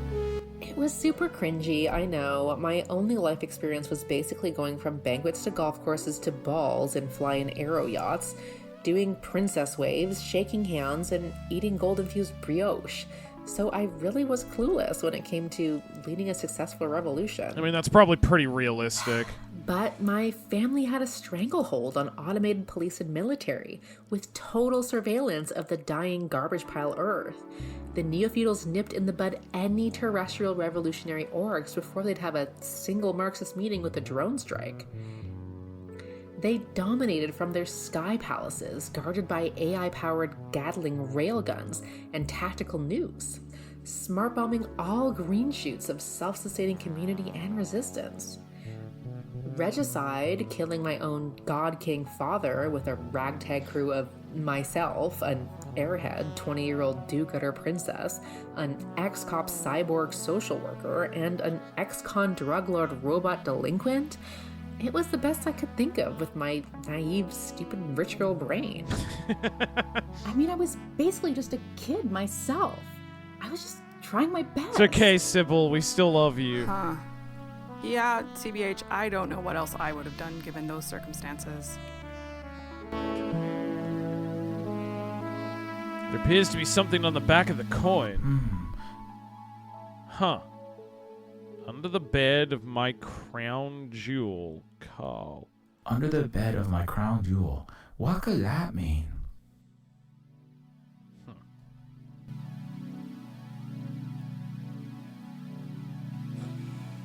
Crown jewel? Maybe the grave?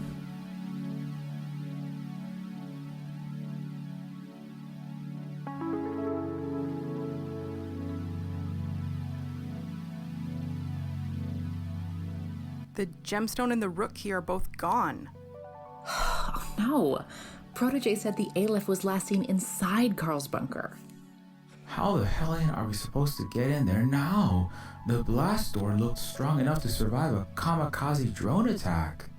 I don't know, but there has to be another way. Well, what if they use the nuke, I guess? Let me have a look in the fire pit. Let me make sure I can't find them.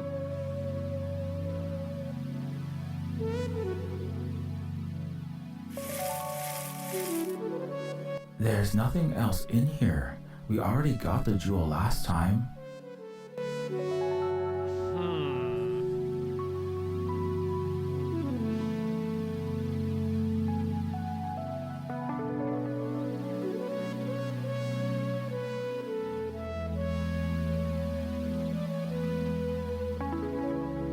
It'd be funny if you just nuke it to get in. Yeah, I mean, there doesn't even appear to be a thing I can click on, though, so it doesn't look like it's an option.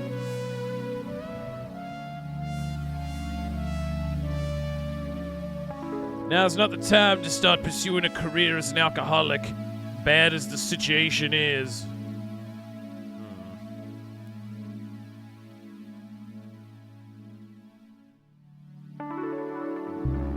Oh, wait, beneath the fire pit? Hey, there's something else under here.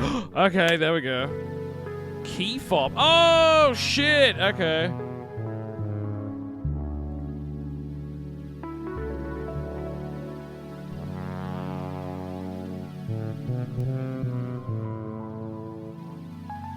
But now what do I use it on?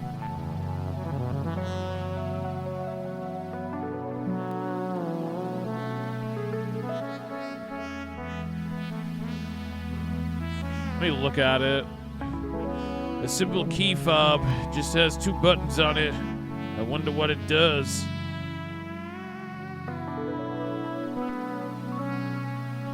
Can I get any of them to use it? Alright, I need something else with this. Oops. Under the bed of my crown jewel. What could that mean? Yeah, and what is that?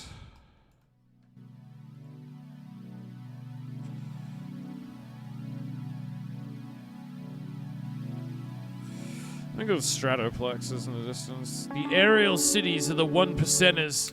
The Neofeudals would have transported their stratoplexes to another planet by now. They must be dead set on retaking the Garden of Forking Paths. Yeah, I guess seems like it.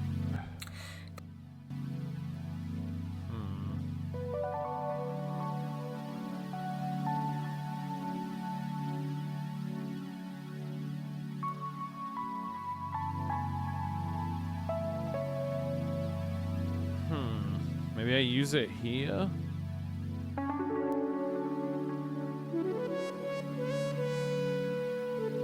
Or is just the same dialogue gonna play? Gemstone in the rook. Okay, no, that's the same as last time.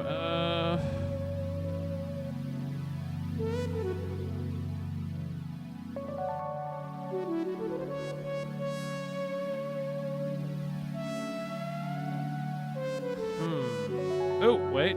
Oh, there's the bunker door. Okay. I was like, where do I click on that? There we go. Okay, it was that. I just needed to find where the bunker door was. I'm just dumb.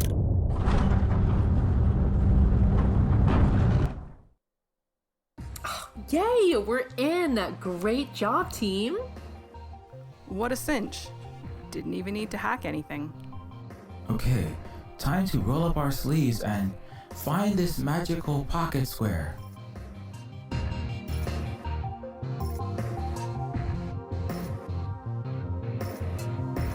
Now, where is this thing? Oh man, it's a bit cluttered down here. Are you kidding me? This place is an absolute pigsty. It's his goon cave. I used to come and clean Carl's room for him every few days when the dirty underwear piled up on top of the Winkies wrappers to the ceiling. Oh my god. Every Sybil, few days? We'll talk about this later. What the hellion did I just step in? How many pizza? Twinkies is this motherfucker eating? Several minutes later. Oh, come on. The Aleph has got to be around here somewhere.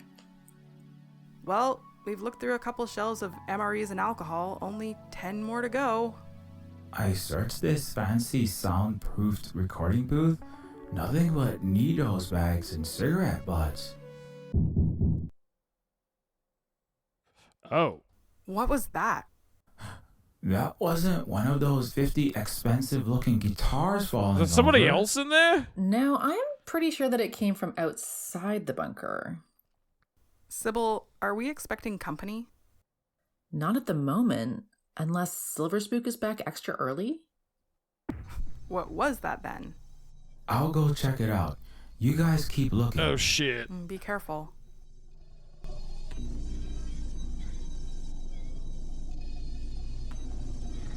Hello? I don't see anything. Anyone there? What could that have been? Yeah, what the fuck was that?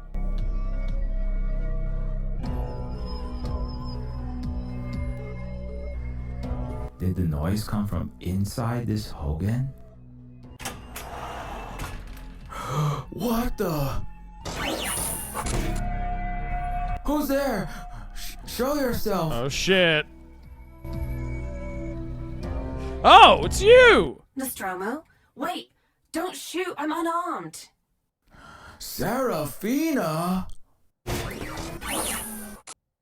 Nostromo, I've been looking everywhere for you. What are you doing here? I was told by our Red Star comrades to meet you here. I was just searching the shed for clues. What happened to you? Yeah. You disappear without a trace. Where did she come from? Yes, I was being hunted by the Neofeudal rulers. They nearly captured me, so I had to go dark, off the grid for a while.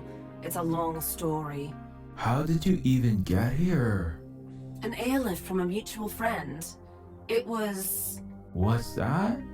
Oh no! Nostromo! Look out! What? She's evil! How in the... She's compromised! It's a trap, Nostromo!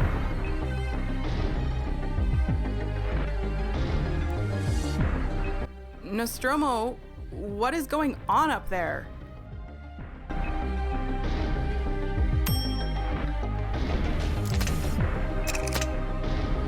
Nostromo! Oh no, they're trapped inside the bunker! Liz, no! Serafina, stay back. I'll handle this. You fool, Nostromo! She's one of them! I'm not your man. I'm a descendant of the great Proto-J, and I'm about to open a revolutionary bottle of wump ass on y'all.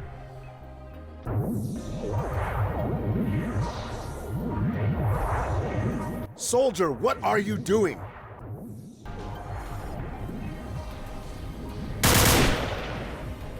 Shit! Take him down! The agent is compromised. Liquidate him.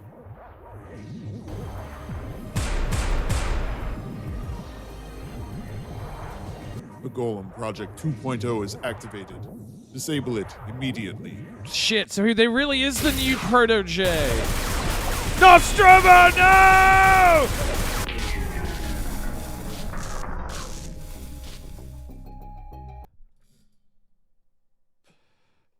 Well done, knights. You may stand down. I told you!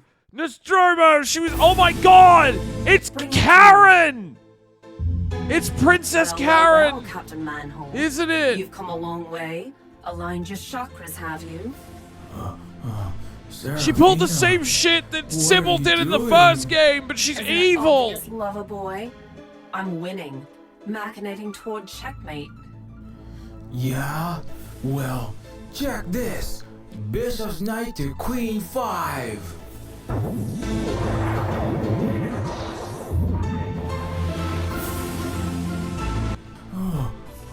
Why isn't it working? Tisk, tisk, tisk. You're a pawn, not a player.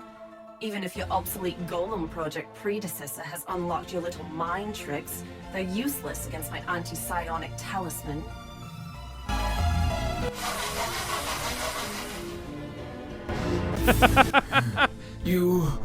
We know you faked your death using Fluke Seawalker as an accomplice. Seawalker? What positively ludicrous name for that starry-eyed fish boy. But yes. Yeah, the kid we sold crack was to. perfectly framed to capture my simulated murder. You know, I once sang opera at the Met, sold $1 billion sculpture at Sotheby's auction, and was nominated for an Oscar in To Kill a Mockingjay. What? Though I think my performance on this world— you're in To Kill a— that. oh wait, I'm thinking of To Kill a Mockingbird. I nearly had a stroke for a second sussed then. Me out and wanted to take the keys to Right. the kingdom for themselves. Hunger Games So I was reference. forced to falsify my demise and go to ground. But I've since elevated my estate. That's a good clever plot, like double reference pun. What I like are you that. talking about? You're a poor silicon like me. That's not possible. Oh, you silly, naive little worker bee. You have no idea what we queens are capable of. Observe. What the fuck?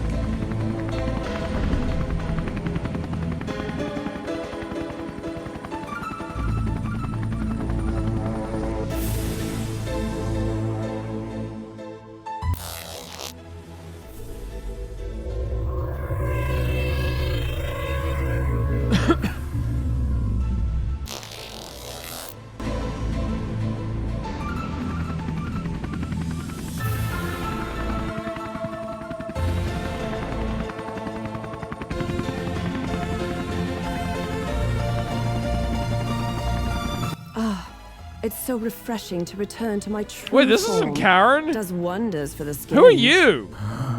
What is that? A transcranial consciousness transfer Princess Sarah device. Gates Walton! A body snatcher, I believe the commoners call it. Worth more than you'd earn in 100 lifetimes, I'm afraid. So one of the rival neo-feudal families. Neo-feudal royalty, corporate elite, the government. Yes, or rather in the process of restoring it after the disaster that idiot bleeding heart Sybil has wrought. Princess Sarah Gates Walton of the re-established Gates Walton multiplanetary conglomerate, to be exact.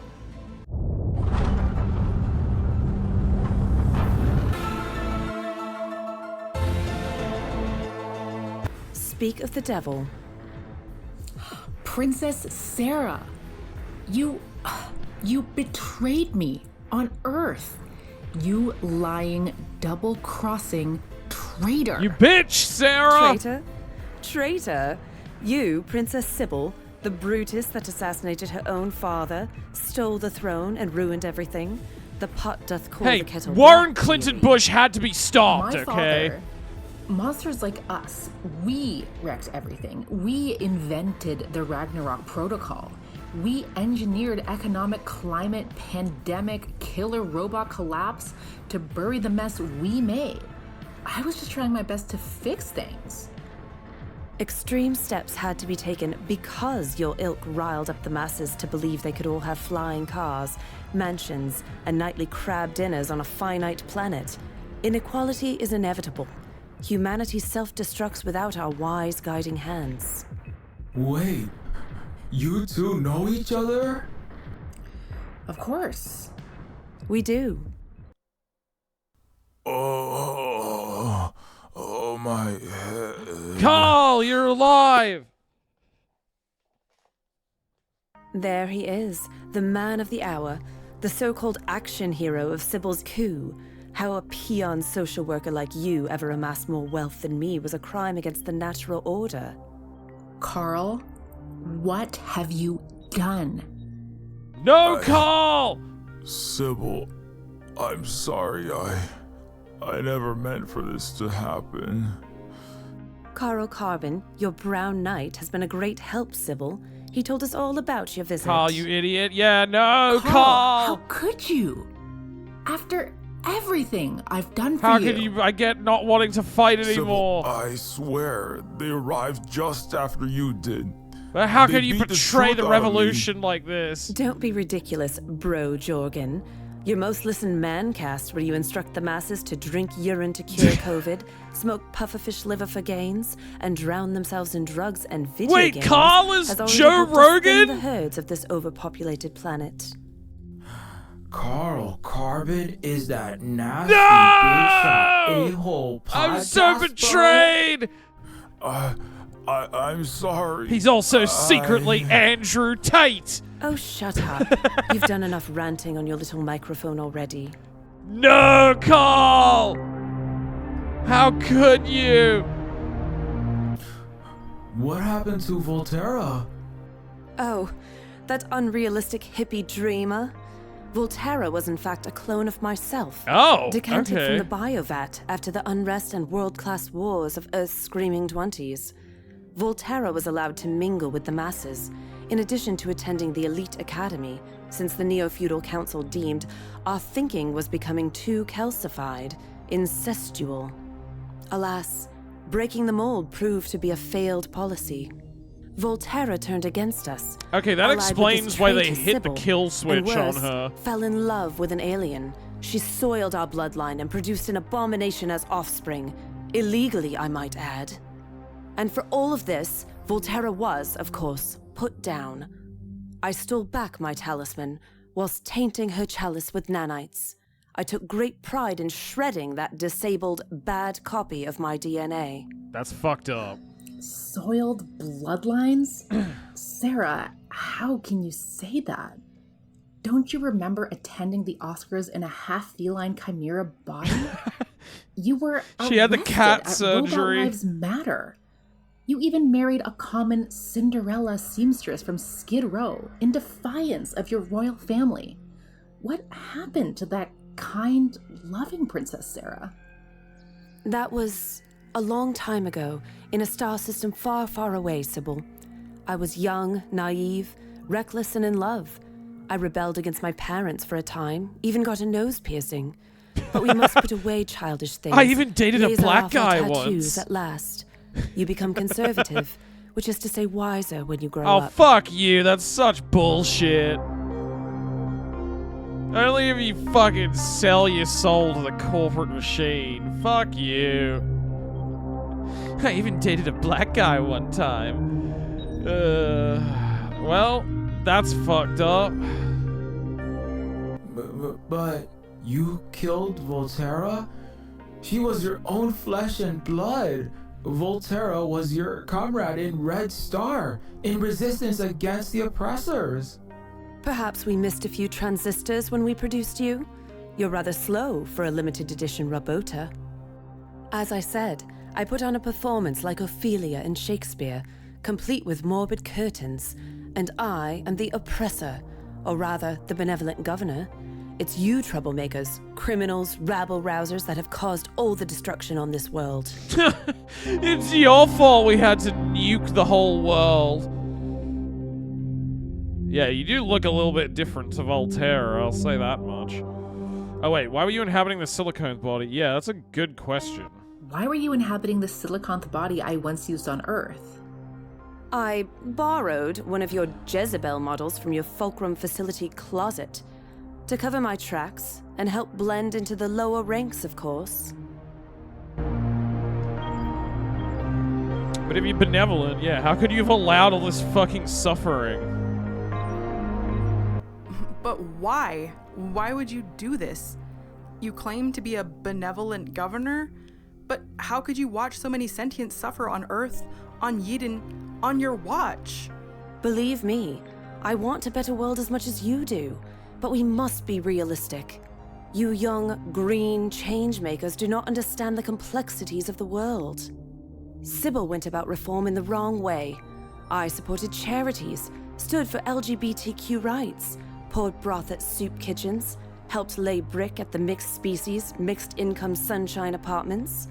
I was even publicly assassinated, JFK style, to support a hashtag Common Lives Matter protest. With clone backups to reinstantiate myself, of course.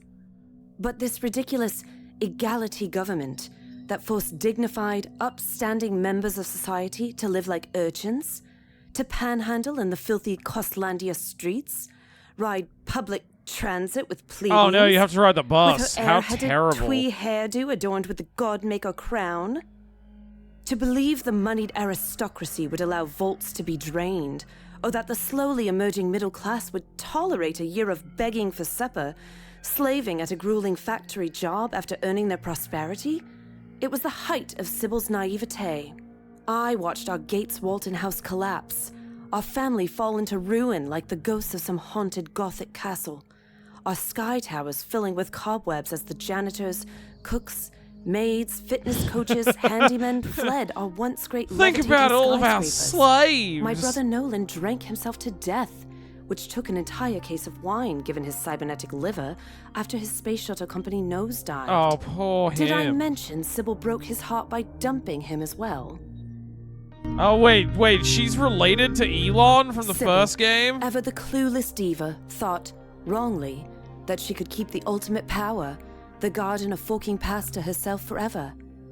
She stopped several coup attempts, yes, disintegrated several assassins into thin red mists, tossed our gunships and missiles into the void. But she and her equality sycophants didn't see the friends around her own banquet table slowly turning. She never saw me coming. She never could have predicted what I a dismantled bitch the I garden of am. forking paths. Yes, I had help in the sabotage, but I took particular pleasure in personally stealing Sybil's power. I brought the shards through to this planet, and now I will be the one to restore the world, to remold these planets into 20th century Western liberal democracies and continue on the path of progress before we would derail. Resurrecting neoliberalism. With moneyed aristocracy secretly pulling the strings again? Sarah, can't you see this is the definition of insanity? The masses are not wise or moral enough to effectively govern themselves. The visionless, violent mob needs a guiding, invisible hand. The sheep need a shepherd to herd them along a progressive path. But you were out there in the streets protesting with us. Oh wait, I also do want to ask about this. Yeah, about Voltaire. Also, hold on, I need to quickly go to the bathroom. I'll be back in 1 sec.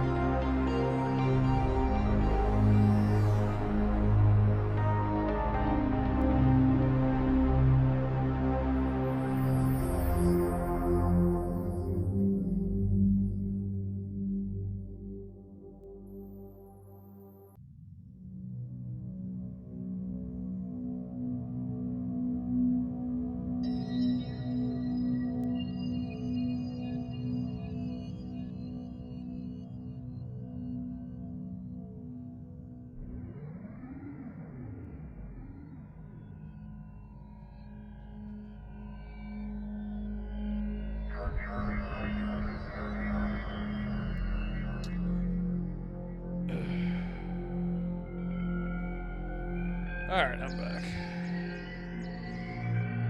Hey, I've been lurking while a stranger used metal tools to destroy my tooth. You getting some dental work done, Nero? I hope everything's going okay outside of that. I mean, nobody likes going to the dentist. Leo, let's ask about the clone thing. Wait, you say Volterra See is what your he says clone, about that. But you look a bit... What? I look a bit what? You look like a bitch. I mean, you're slightly, darker shade than her? Slander. I am of the finest royal heritage. I suffered this ludicrous libel on Earth. Sarah the mulatto. Salsa Sarah. Ooh, her king/CEO daddy ironed the sheets with the Mexican maid, or slipped his hard drive to the Indian IT girl. Sarah, I'm so sorry. I know what... Shut your filthy mouth. You don't know anything, Sybil. You little Taylor Swift look-alike with your perfect, pearly skin and Valley Girl voice. You prissy little pompous airhead. You and your, we don't need titles. Let's just do tie-dye and clean up the trash mountains. I've had to work to regain my family's place in the heavens. I don't need your pity. Fascinating. Okay, so she's like potentially biracial and deeply ashamed of it. But you were out there in the streets protesting with us. You helped me save our brutalized Kongori comrade. I needed to gain your trust, to infiltrate your operation within Red Star. You're a double agent model yourself. Have you forgotten how you faked your way into our military base? So, ending the speciesism, the oppression, all of that was a lie? A ploy to grab power? I do wish for all sentients of all colors, races, genders, silicon and carbon to live in peace and prosperity. But it will not come by marching through the streets, rioting, causing havoc. Look at this planet. Look at the burning city. The millions massacred. You've witnessed yourself where this path of mass struggle has led. I believe in the ends, but you cannot get there with these uncivil means. We must restore our democratic institutions, which is why you, Nostromo, the Golem 2.0, the final piece of the shattered throne, Surely it's like the spirit of neoliberalism. How will kidnapping me and killing my friend... Yeah, I'm curious as to how that's supposed to work. How will kidnapping me and killing my friends restore democracy? All democracies have costs. The masses rarely see how the sausage is made. Our great Greek and American predecessors understood this. You were there with me when the police violently assaulted us, bashed open our comrade's skull. Can't you admit that sometimes the sausage itself is the citizens being ground up? That sometimes more radical measures are needed? I do desire change, and while mass demonstrations are acceptable, the peaceful protesters were led astray by violent rioters, terrorists, and armed guerrillas. And that is not the way to make change in any civilized society. Our utopian government has been gunning down literally everyone in the streets. How is that civilized? It was an unfortunate turn of events. I've known people like this, like civility politics types who would just like, well, I mean, it's different when we do it, okay? It's cute, but how dare they, like, use armed resistance to fight back against American imperialism? Don't they know how rude that is? It's like, shut the fuck up, man. And anyway, what's past is past. Time to move forward and deal with the hand we're dealt, Sybil. Hold on, I think I accidentally skipped part of that. How will kidnapping me and killing my friends restore democracy? All democracies have costs. The masses rarely see how the sausage is made. It's so infuriating to hear that kind of centrist rhetoric. Yeah, I mean, she's like princess neoliberal centrism. You were there with me when the police violently assaulted us, bashed open our comrade's skull. Can't you admit that sometimes the sausage itself is the citizens being ground up? That sometimes more radical measures are needed? I do desire change, and while mass demonstrations are acceptable, the peaceful protesters were led astray by violent rioters, terrorists, and armed guerrillas. And that is not the way to make change in any civilized society. Our Eutropian government has been gunning down literally everyone in the streets. How is that civilized? It was an unfortunate turn of events. I surely regret the massive loss of life and misguided choices of my colleagues. However, we did not start it, and surely we have the right to defend ourselves. And anyway, what's past Surely is the past. IDF has the right to Time defend move itself forward and against deal with the those hand we're dealt, toddlers that they've been bombing. I'm sorry, Sarah, truly. I'm truly so sorry for the misfortune I caused you and the Gates Walton family, Sarah. I was a 17-year-old hormone-y bopper when I dated your brother, a dashing young space entrepreneur. I did get my daddy's central bank to print all the trillions he wanted for his Condor 10 rockets, remember? I think I might have loved him at one point, before we fell apart. You never loved him. You toyed with him. You played him like a cheap fiddle. You never even responded to my letters or came to his birthday party. Yes, but it's only because I hated all the pomp and circumstance of the 10 million a plate gala balls and princess waving at charity dinners. I was a no-show to most royal events. It was nothing personal against you or your brother. I'm sorry. You ruined us, Sybil. We Gates Waltons have always been third fiddle to you Clington bushes. Always the runt of the litter, behind you and the coke jobs warmongers. They were kind well, of the less I'm tired important of being in your shadow, your third majesty. faction in Neofeud It's my time 1. to shine. Now, back to the checkmate. Interesting. You court jesters will hand over your pieces of the jigsaw. And if we refuse? Your precious interspecies boyfriend gets it, of course. You'll never get away with this, Miss... whatever your name is. Princess Sarah Gates Walton. Princess Sarah, say it. Lieutenant. You have to call me a princess. Do as Her Royal Highness says. You have to acknowledge that I'm a pony princess. Just let me go. Let her kill me. Then there's no way the Neofeudals can reopen the... Agent, silence this defective machine. No, Nostromo! No speaking unless you're spoken to. No, Stormy, there has to be another way. There has to. Silence! Gates, damn it! I have spent too long amongst you store-brand, dirty, smelly nobodies, going to your annoying, endless, leftist meetings in tent cities, not to finally get the proper acknowledgement of my titles. Put these disobedient subjects on the ground. Oh no! They died. Enough They of got this shot nonsense. too? We have the key to the garden. It's time for our exeunt from this tragic comedy.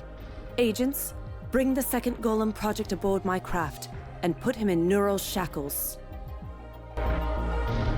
Oh God.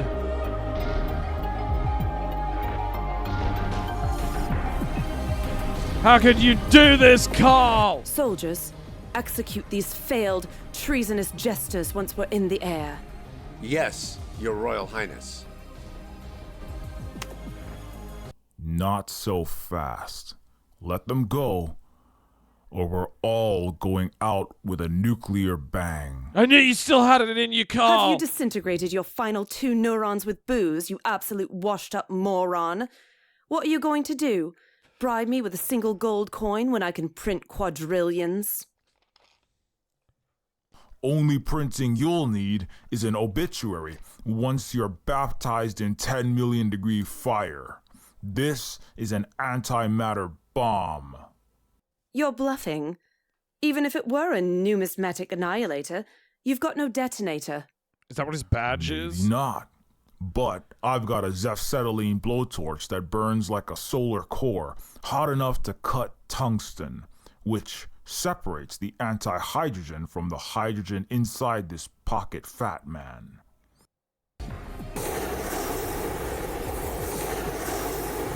Now, let's not do anything rash, Carl. Hey, I've been trying to kill myself for years. And I really got nothing to lose now. I broil this little poker chip and it's ashes to ashes, we all fall down. So, just sit tight and don't come any closer. I was a sentient services social worker.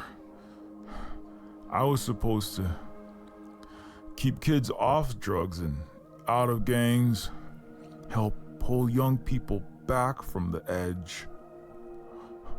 But for too long, I've been pushing them over it. I've screwed up more royally than I ever could have imagined. I know that, Sybil. Carl, wait! You don't have to do this. Princess Sarah, have the higher-ups in the heavens lift the communication blackout. What? I can't. You're in no position to... Do it now, or we'll all get to relive the second Dresden firebombing. Carl, why the fuck did you become a podcaster? I know. It's so funny that he's secretly Joe Rogan. Fine. It's done. I knew you were still based, Carl. Put me through to Proto-J. You're not Unk!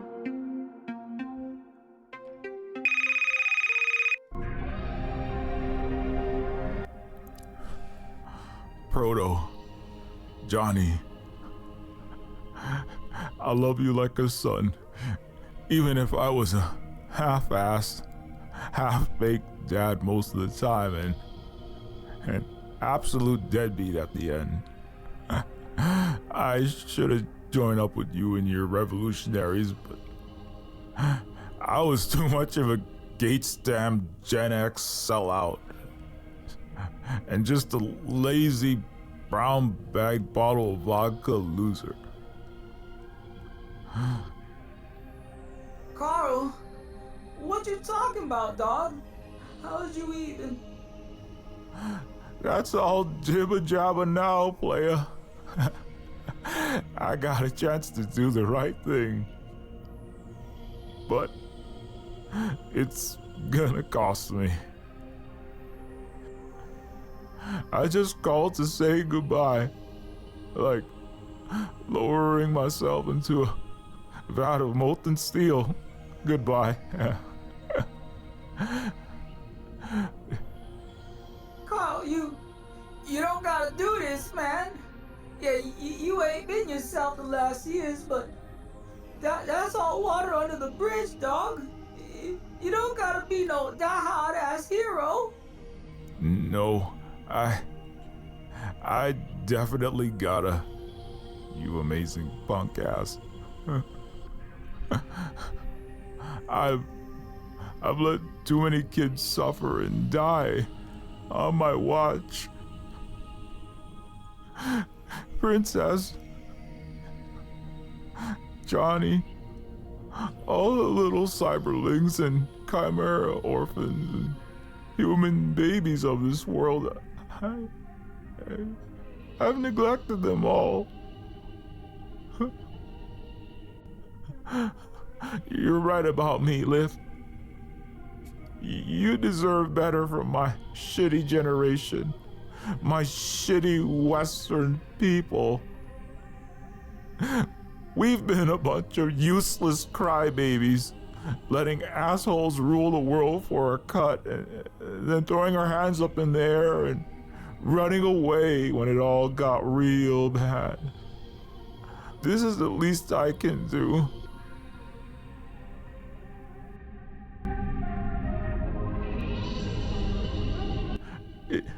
It is actually exactly time to die. Time to die hard for this Bruce Willis. Oh, and Proto, I know you don't do drugs anymore, but you can have your e-cigarette back.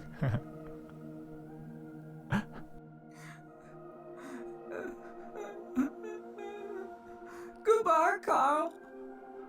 I love you, man. Liv, Sybil, get below. Oh my god, he's really gonna fucking do it.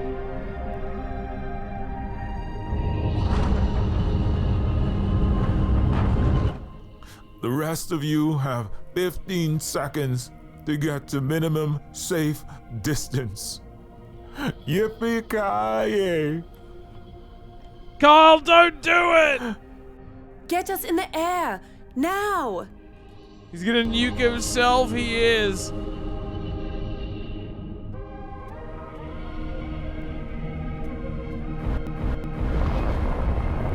No! Carl! He's doing the thumbs up! It's just like Terminator. No!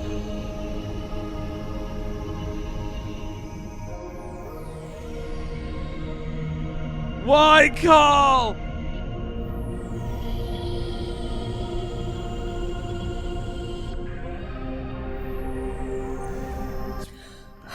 Oh, Carl.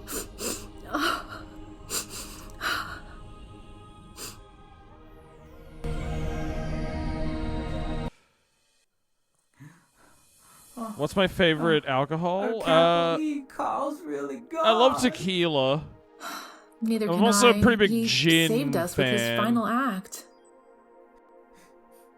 At least the K-Dog came back from the dark side in the end. Now Carl Carbon's 100% Carbon again. You could have just not We done also that and lost still Nostromo accomplished to the the same thing. Neofeudals. Yes, if it's true that Nostromo is the second Golem project, then my horrible oligarchite family has the key to opening the secret I garden. think he's meant to be like It's self-loathing most and unfortunate. suicidal, though, Teo. Unfortunate? We've got to get Nostromo back. I get that, but Of course, and we will. I feel like he but also wanted first- to do that for his We can feelings of Tesser guilt. this craft right into the bejeweled Oh, holding 100%? cellar, Yeah, New yeah, yeah. Guantanamo, nab Nostromo, and hypercube ourselves back out in an instant. What are we waiting for? Technically, yes, but we're not certain where Princess Sarah has confined him. And even if we did, it's too risky to open a space-time door in an indoor location.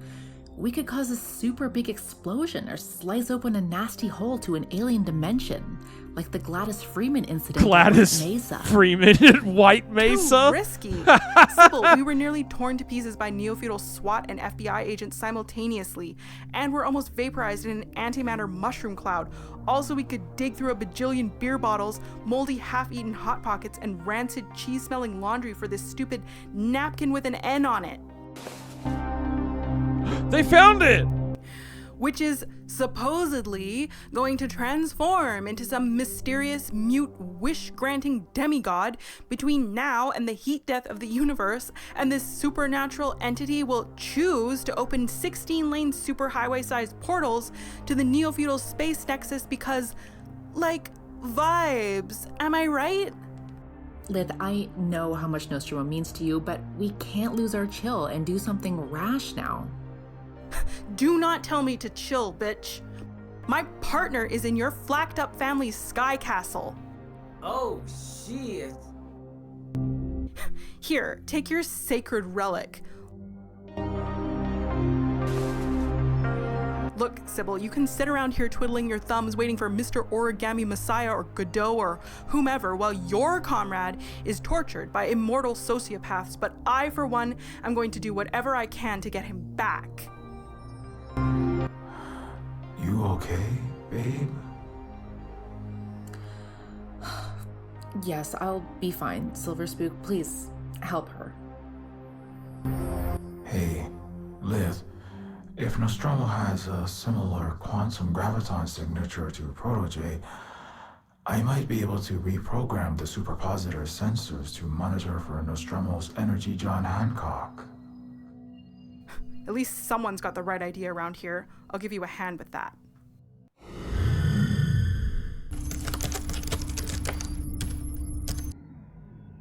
Damn, that was rough. Yeah.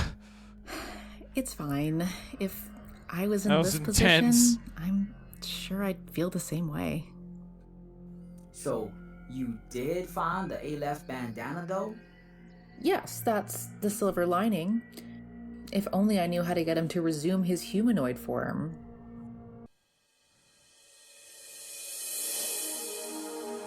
Alright, I guess we have to figure that out. Alright, that's probably a good place to stop for tonight, though. What do I call this save file? Carl mutes himself. Sad face. Okay, then. Yeah, I mean, it's getting late, Mr. Spootosaurus. It's getting super late. Ooh, we have interesting new abilities in the menu here. But this was I always have such a fun time playing Neofeud 2. And we'll resume next week. It seems like we're definitely getting to the climax of the story. Like, I don't know how many more streams of it I have left, but I'm really enjoying it. So I'm looking forward to seeing how it all plays out. Maybe I will make like a video or something on it, or some TikToks, because I do think, like, if people were just exposed to the comedy of it, could really get a wider audience. Because aside from, you know, so fucking funny. Alright, Mezzy's live. I'll raid Mezzy.